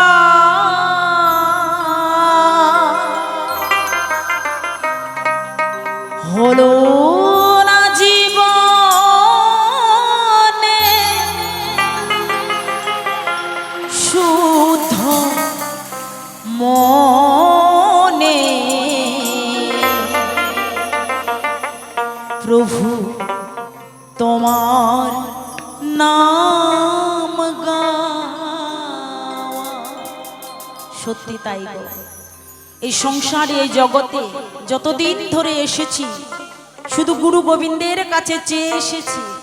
চাওয়া আর চাওয়া কোনো কিছুই অভাব নেই, তবু মনে হয় কি যেন আমার মধ্যে নাই, শুধু চেয়ে এসেছি হে দয়াল। টাকা দাও, পয়সা দাও, বাড়ি দাও, গাড়ি দাও। একতলা বাড়ি হলেও শান্তি আসে না, চাইতে চাইতে 10 তলা যেদিন হয় সেদিন মনে হয় শান্তি পেয়েছি। কিন্তু একবারের জন্য ভাবি নাই 10 তলা হয়েছে ঠিক, টানতে টানতে কখন জানি আমাকে তুলসী তলায় নেমে যেতে হবে, তাই না? তাই পদকর্তা বললেন শুধু গোবিন্দের কাছে চাইলে হবে না মা, গোবিন্দ সবকিছু দিয়ে এসেছে, সবকিছু দিয়ে রেখেছে, কিন্তু আমরা সঠিক মতো সঠিকভাবে কোন জিনিসটা আমার দরকার সেটা আমি নিজে বাছাই করে নিতে পারি না, নিতে জানি না, তাই আমাদের এত কষ্ট।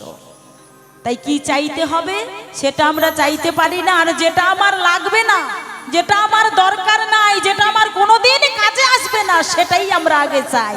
আমার টাকা দাও, বাড়ি দাও, গাড়ি দাও, নারী দাও, বাড়ি দাও, সব কিছু দাও। চাওয়া আর চাওয়া। তাই পদকর্তা কি বললেন গানের ভাষায়,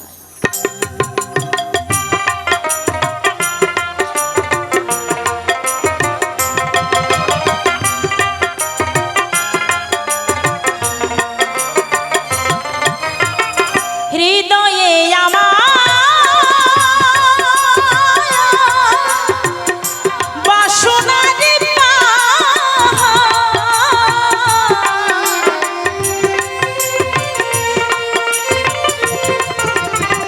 হৃদয়ে আমার বাসনারে তোমার কাছে শুধু চাওয়া হলো না জীবনে শুদ্ধ মনে, ঠাকুর তোমার নাম গাওয়া। হলো না জীবনে শুদ্ধ মনে, প্রভু তোমার নাম গাওয়া। জয় জয় রাধা গোবিন্দ প্রীতি হরিবল হরিবল হরিবল।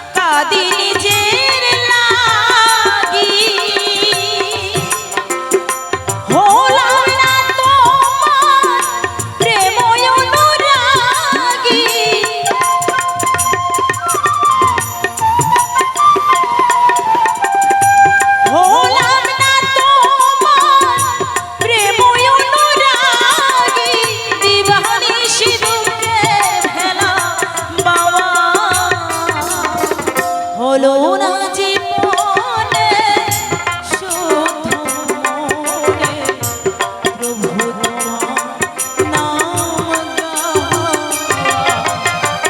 হলো না জীবনে শুদ্ধ মনে ঠাকুর তোমার নাম গাওয়া।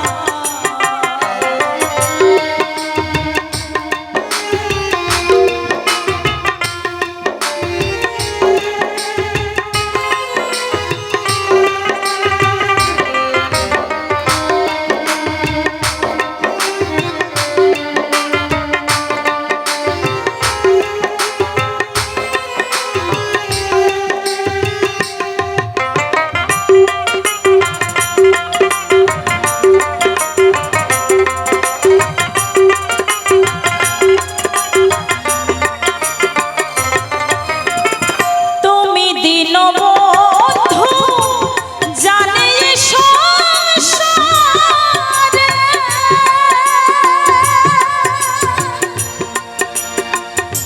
মোর নাহি ক্ষমতা ঋণী শুধিবারে।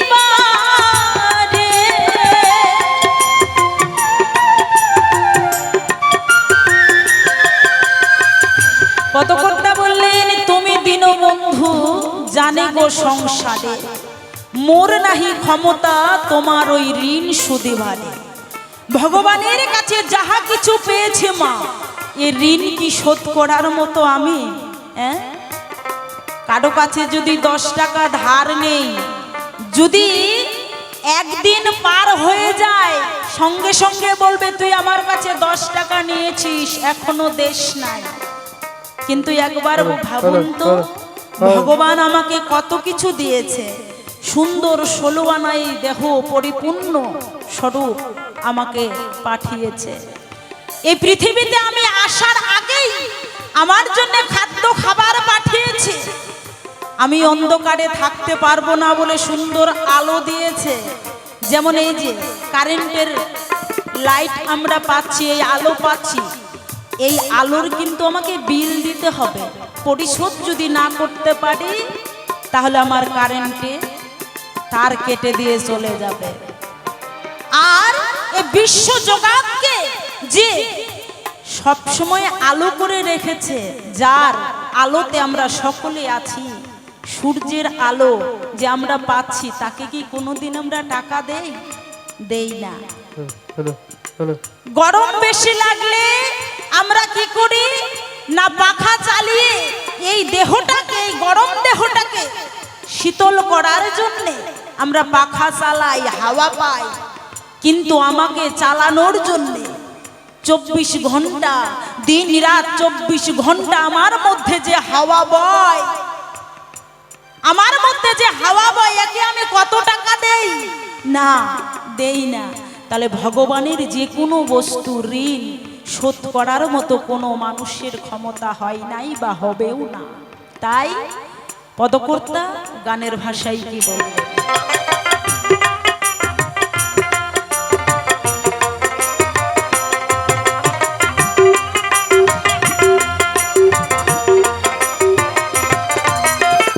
তুমি দীনবন্ধু জানে গো সংসারে,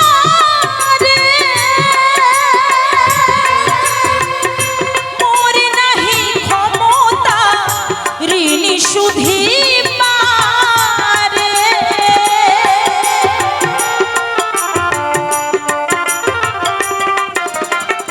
তুমি দীনবন্ধু জানে গো সংসারে, মোর নাহি ক্ষমতা ঋণ শুধিবারে।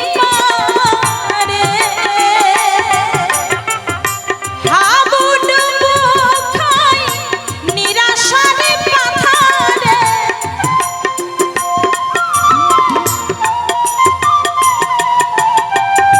হাবুডুবু খাই নিরাশার পাথারে, দিবানিশি দুঃখের ভেলা বাওয়া।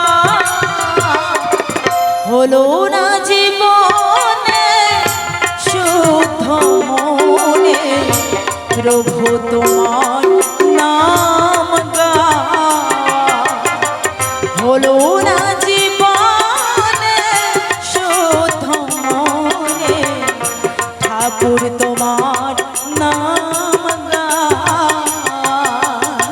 হৃদয়ে আমার বাসনা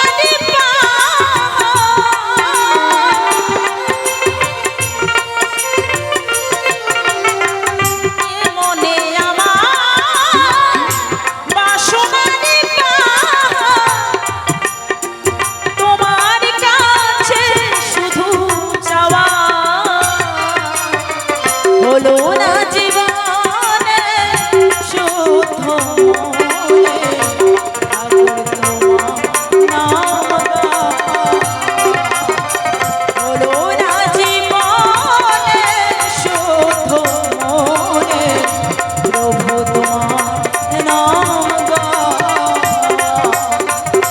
ঠাকুর তোমার নাম গাওয়া।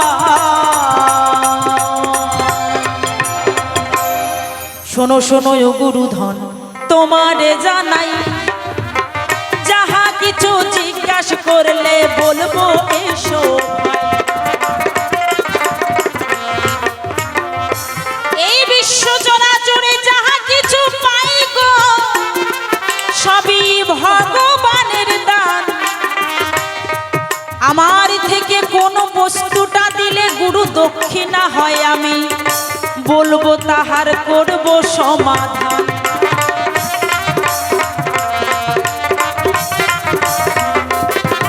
তাহলে এই বিশ্ব চরাচরে যাহা কিছু পাই সব কিছু এখান থেকেই পাই, আবার সব ফেলে একদিন চলে যেতে হবে। তাহলে সব যদি ভগবানের দেওয়া বস্তু হয়, আমার থেকে আমি গুরু দক্ষিণা স্বরূপ কি দিলাম সেই কথাটাই বলা যায়। আমার এহকাল, আমার পরকাল, কারণ আমি নিজেই শূন্য, আমার মধ্যে কিছুই নাই। তাই আমার ধর্ম কর্ম এহকাল পরকাল গুরুর চরণে নিজেকে সমাপন করাই হলো আমার গুরু দক্ষিণা স্বরূপ দেওয়া, তাছাড়া আমার কোনো কিছু নাই। এই তো তোমার একটা কথা ছিল গো, কথায় হইয়া যায়। এবার তোমার কাছে আরো কিছু জানার আছে আমার, বলিব তোমায়।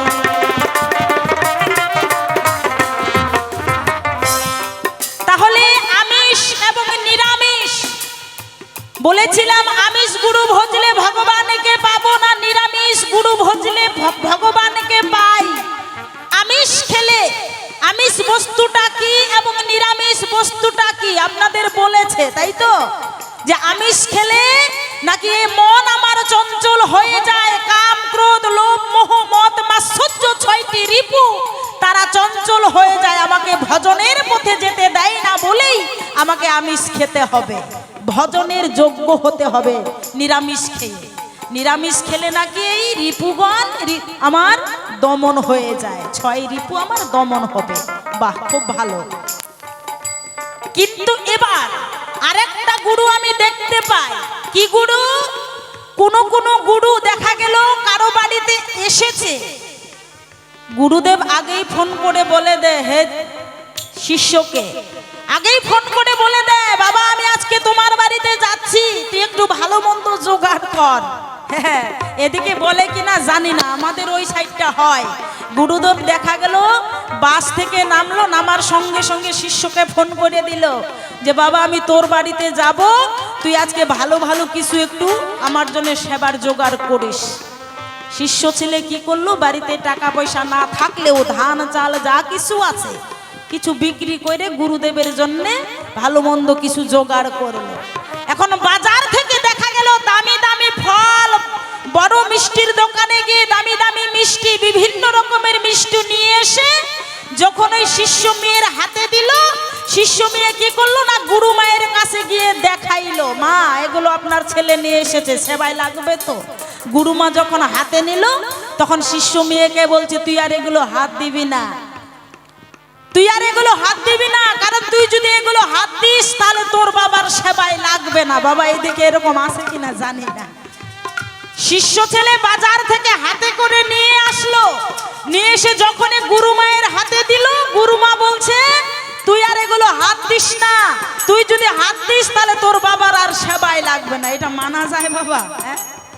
আমার বাড়ি আসলো, আমার চাল, আমার ডাল, আমার খড়ি, আমার হাড়ি পাতিল সবকিছু আমার, আমার কেতা, আমার কম্বল সব আমি দিলাম, আমি রন্ধন করলে নাকি গুরু আমার সেবা নেবে না।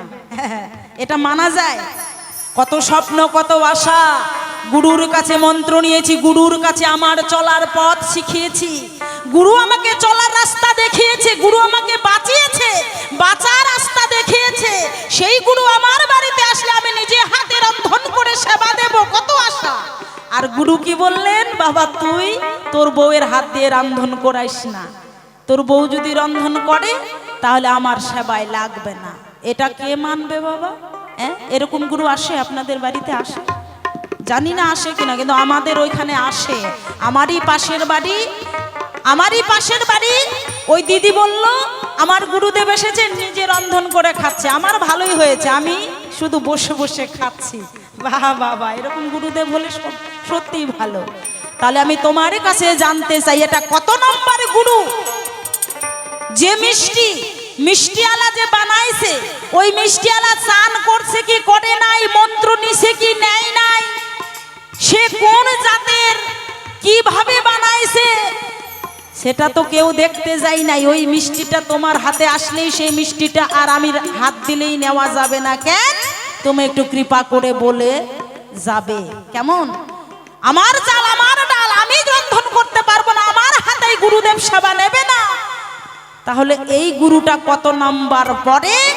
এই গুরু ভজলে আমি ভব নদী পার হব নাকি হব না, তুমি একটু কৃপা করে বলবে, বুঝাইয়ে আমার। কেমন? এই তো তোমার কাছে একটাই আমার কিঞ্চিত জিজ্ঞাসন, সঠিক সঠিক ভাবে বলবে মোহনেরই মতন।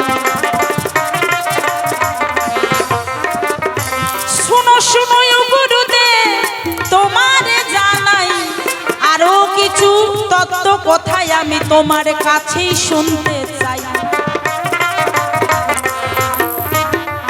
তাহলে এবার তোমার কাছে আরো কিছু জানতে চাই। কি?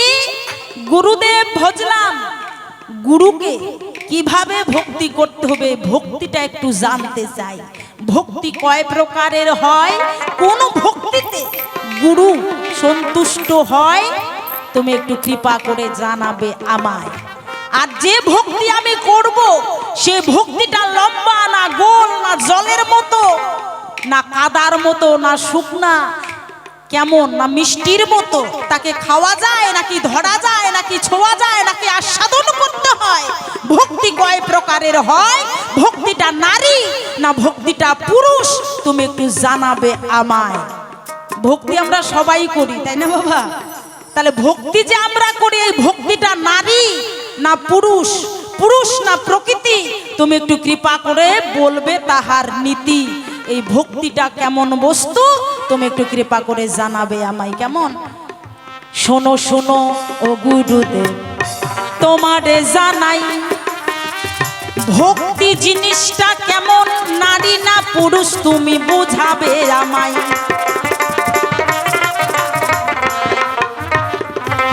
ভক্তি কয় প্রকারের হয় গো, আমি তোমার কাছে জানতে চাই।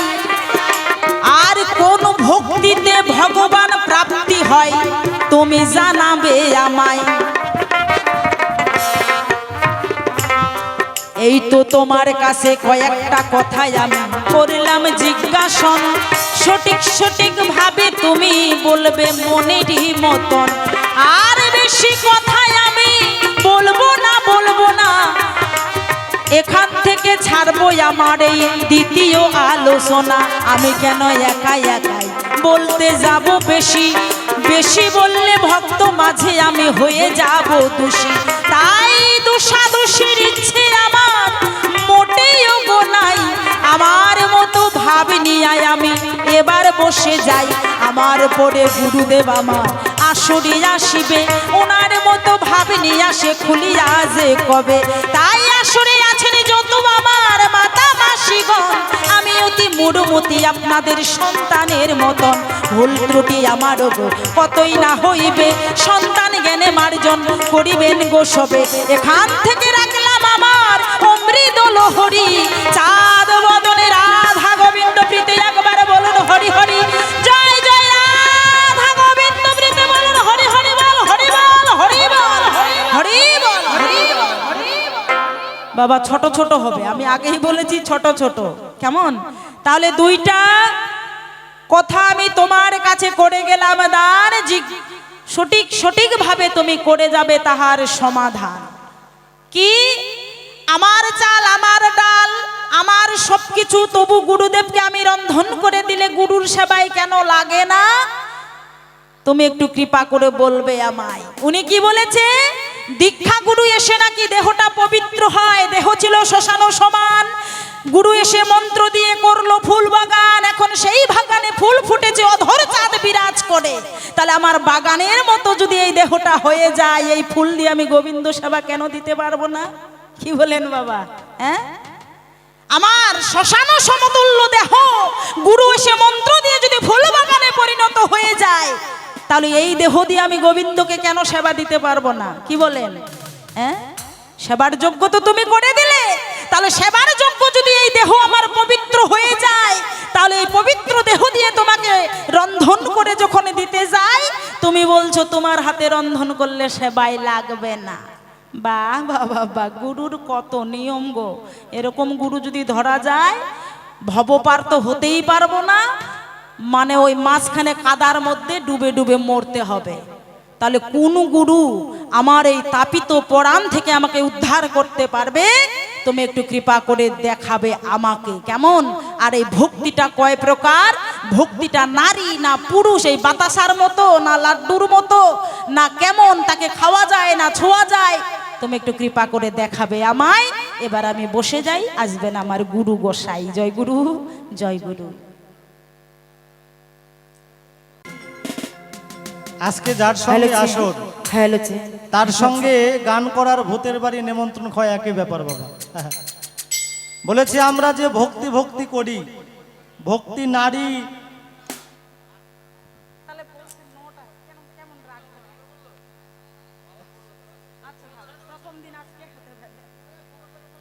ভক্তি নারী না পুরুষ, না লম্বা না খাটো, গোল না পাতলা, কেমন, তাই না বাবা? সবাই তো ভক্তি করি। তো সত্যি মানে প্রথম দিন মানে গন্ডগোল সবকিছুই হচ্ছে, আশা করি দ্বিতীয় দিন সেটা সমাধান হবে। এবার যেহেতু সময়টা খুবই কম, কারণ এই ভক্তি তত্ত্ব করতে গেলে অনেক সময় প্রয়োজন মেলে। তো যাই হোক, এবার একটু সুর লাগাই, সুরে সুরে তার জবাব দিতে চাই।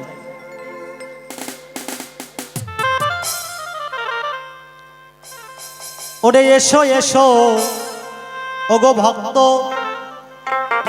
দ্বন্দ্ব মোহনাই গো, ভক্তি তত্ত্ব অতি শক্ত, ভক্তি তত্ত্ব অতি শক্ত, বলিতে যে চাই গো। বলো বলো ও গুরুদেব, শুনিবারে চাই গো, বলো বলো ও গুরুদেব। তাহলে এই ভক্তি নারী না পুরুষ, তার আগে আবার জিজ্ঞাসা করে এই মহাভাগে, জামাত চাল আমার ডাল, কিন্তু গুরুদেব কেন আমার হাতে সেবা নেয় না? তাই না বাবা? ওরে দীক্ষা গুরু মন্ত্র দিল, বলি আমি সব্যস্থল, সুন্দর করে বাগান দিল, সুন্দর করে কর্ম দিল, দেখো ভেবে তাই গো। বলো বলো ও গুরুদেব, শুনিবারে চাই গো, বলো বলো ও গুরুদেব। বলেছে দীক্ষা গুরু মন্ত্র দিয়ে এই দেহটা করলো ফুল বাগান। ও বাবা, আমি কিন্তু ফুল বাগান দেখি না। যেদিন দীক্ষা গুরু মন্ত্র দেয়, দেখবেন সেদিন থেকে যাকে মন্ত্র দেয় গুরুদেব, তার বাড়িতে কেন সেবা নেয় না? ফুলের বাগান দেখতে পাই না। কিসের বাগান? না ওই যে মুরগি আর ছাগলের বাগান দেখতে পাই। হ্যাঁ? সনাতন ধর্মের মানুষ যারা হাঁস মুরগি ছাগল ভেড়া তারা এখন বেশি করে পালে। কেন পালে? 2টা পয়সার জন্য। কিন্তু আমাদের কিন্তু সনাতন ধর্মে এই নীতি নাই। ছাগল সনাতন ধর্মের মানুষরা কখনো পালতে পারবে না। কোন পশু পালতে পারবে? নাকি একমাত্র গাভী মানে গরু। ছাগলের দড়ি যদি কোনো সাধুগুরু বৈষ্ণব ধরে তাহলে যাহা কিছু তিনি কর্ম করে এক নিমিষেই বিফল হয়ে যায়।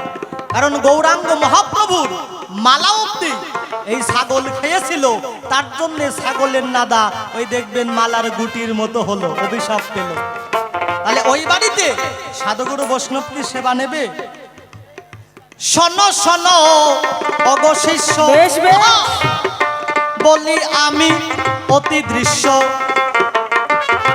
সেবা কেন নেই না গুরু, সেবা কেন নেই না গুরু, বলি তারি শুরু গো। বলো বলো ও গুরুদেব শুনেবারে চাই গো, বলো বলো ও গুরুদেব। সেবা কেন নেই না ধরে নেন।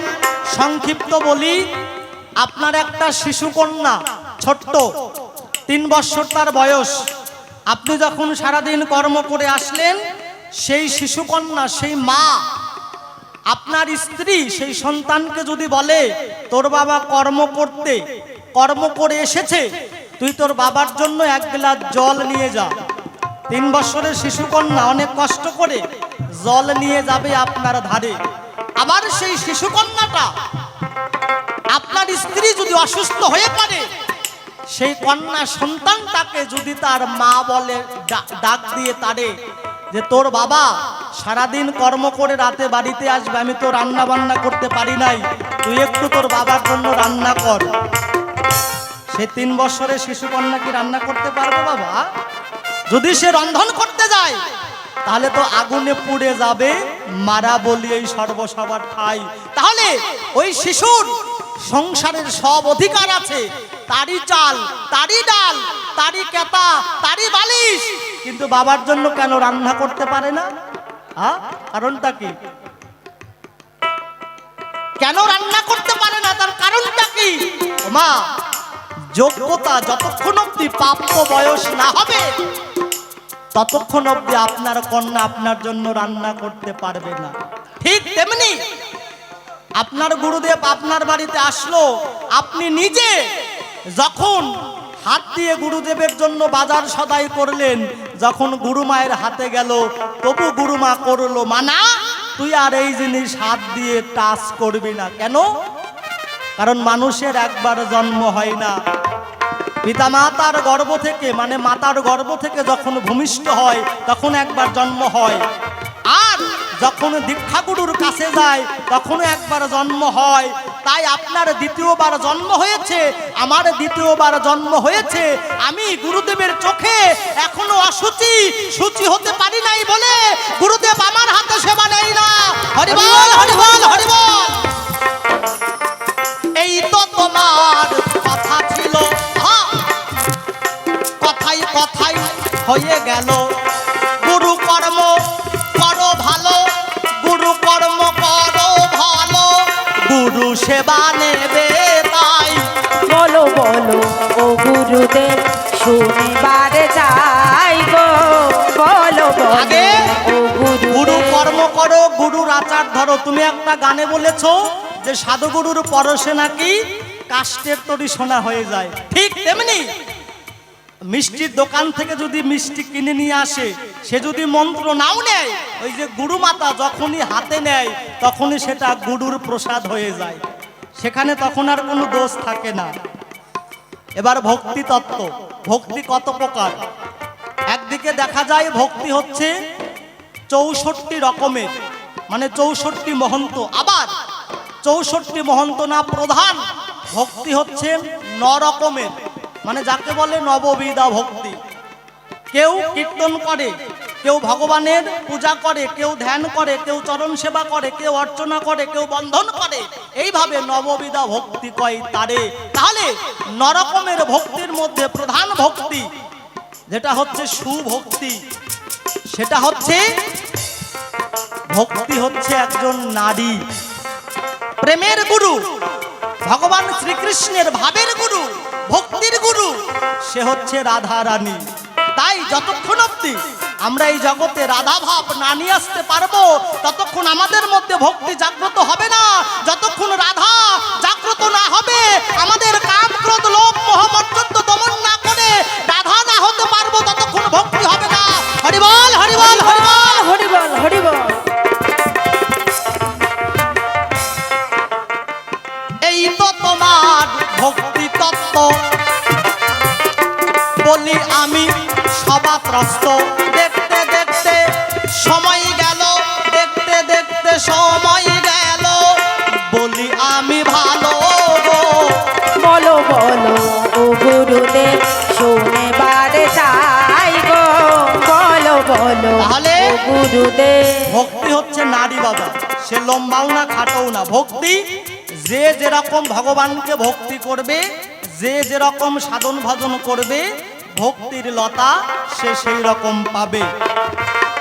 আসতে তোমার কথা শুনে আমি খুশি হলাম অন্তর্যামী, তোমার চরণ ধরবো আমি, তোমার চরণ ভজবো আমি, এই না ধরাই গো। বলো বলো ওগো ভক্ত শুনিবারে চাই গো, ধরো ধরো ওগো ভক্ত। শোনো, বলো বলো। তার মানে গুরুর আচার গুরুর বিচার সবকিছু মানতে হবে, তাই না? হ্যাঁ হ্যাঁ অবশ্যই। তো এটাই আমিও বলতে চাই, গুরু ছাড়া জীবের মুক্তি নাই।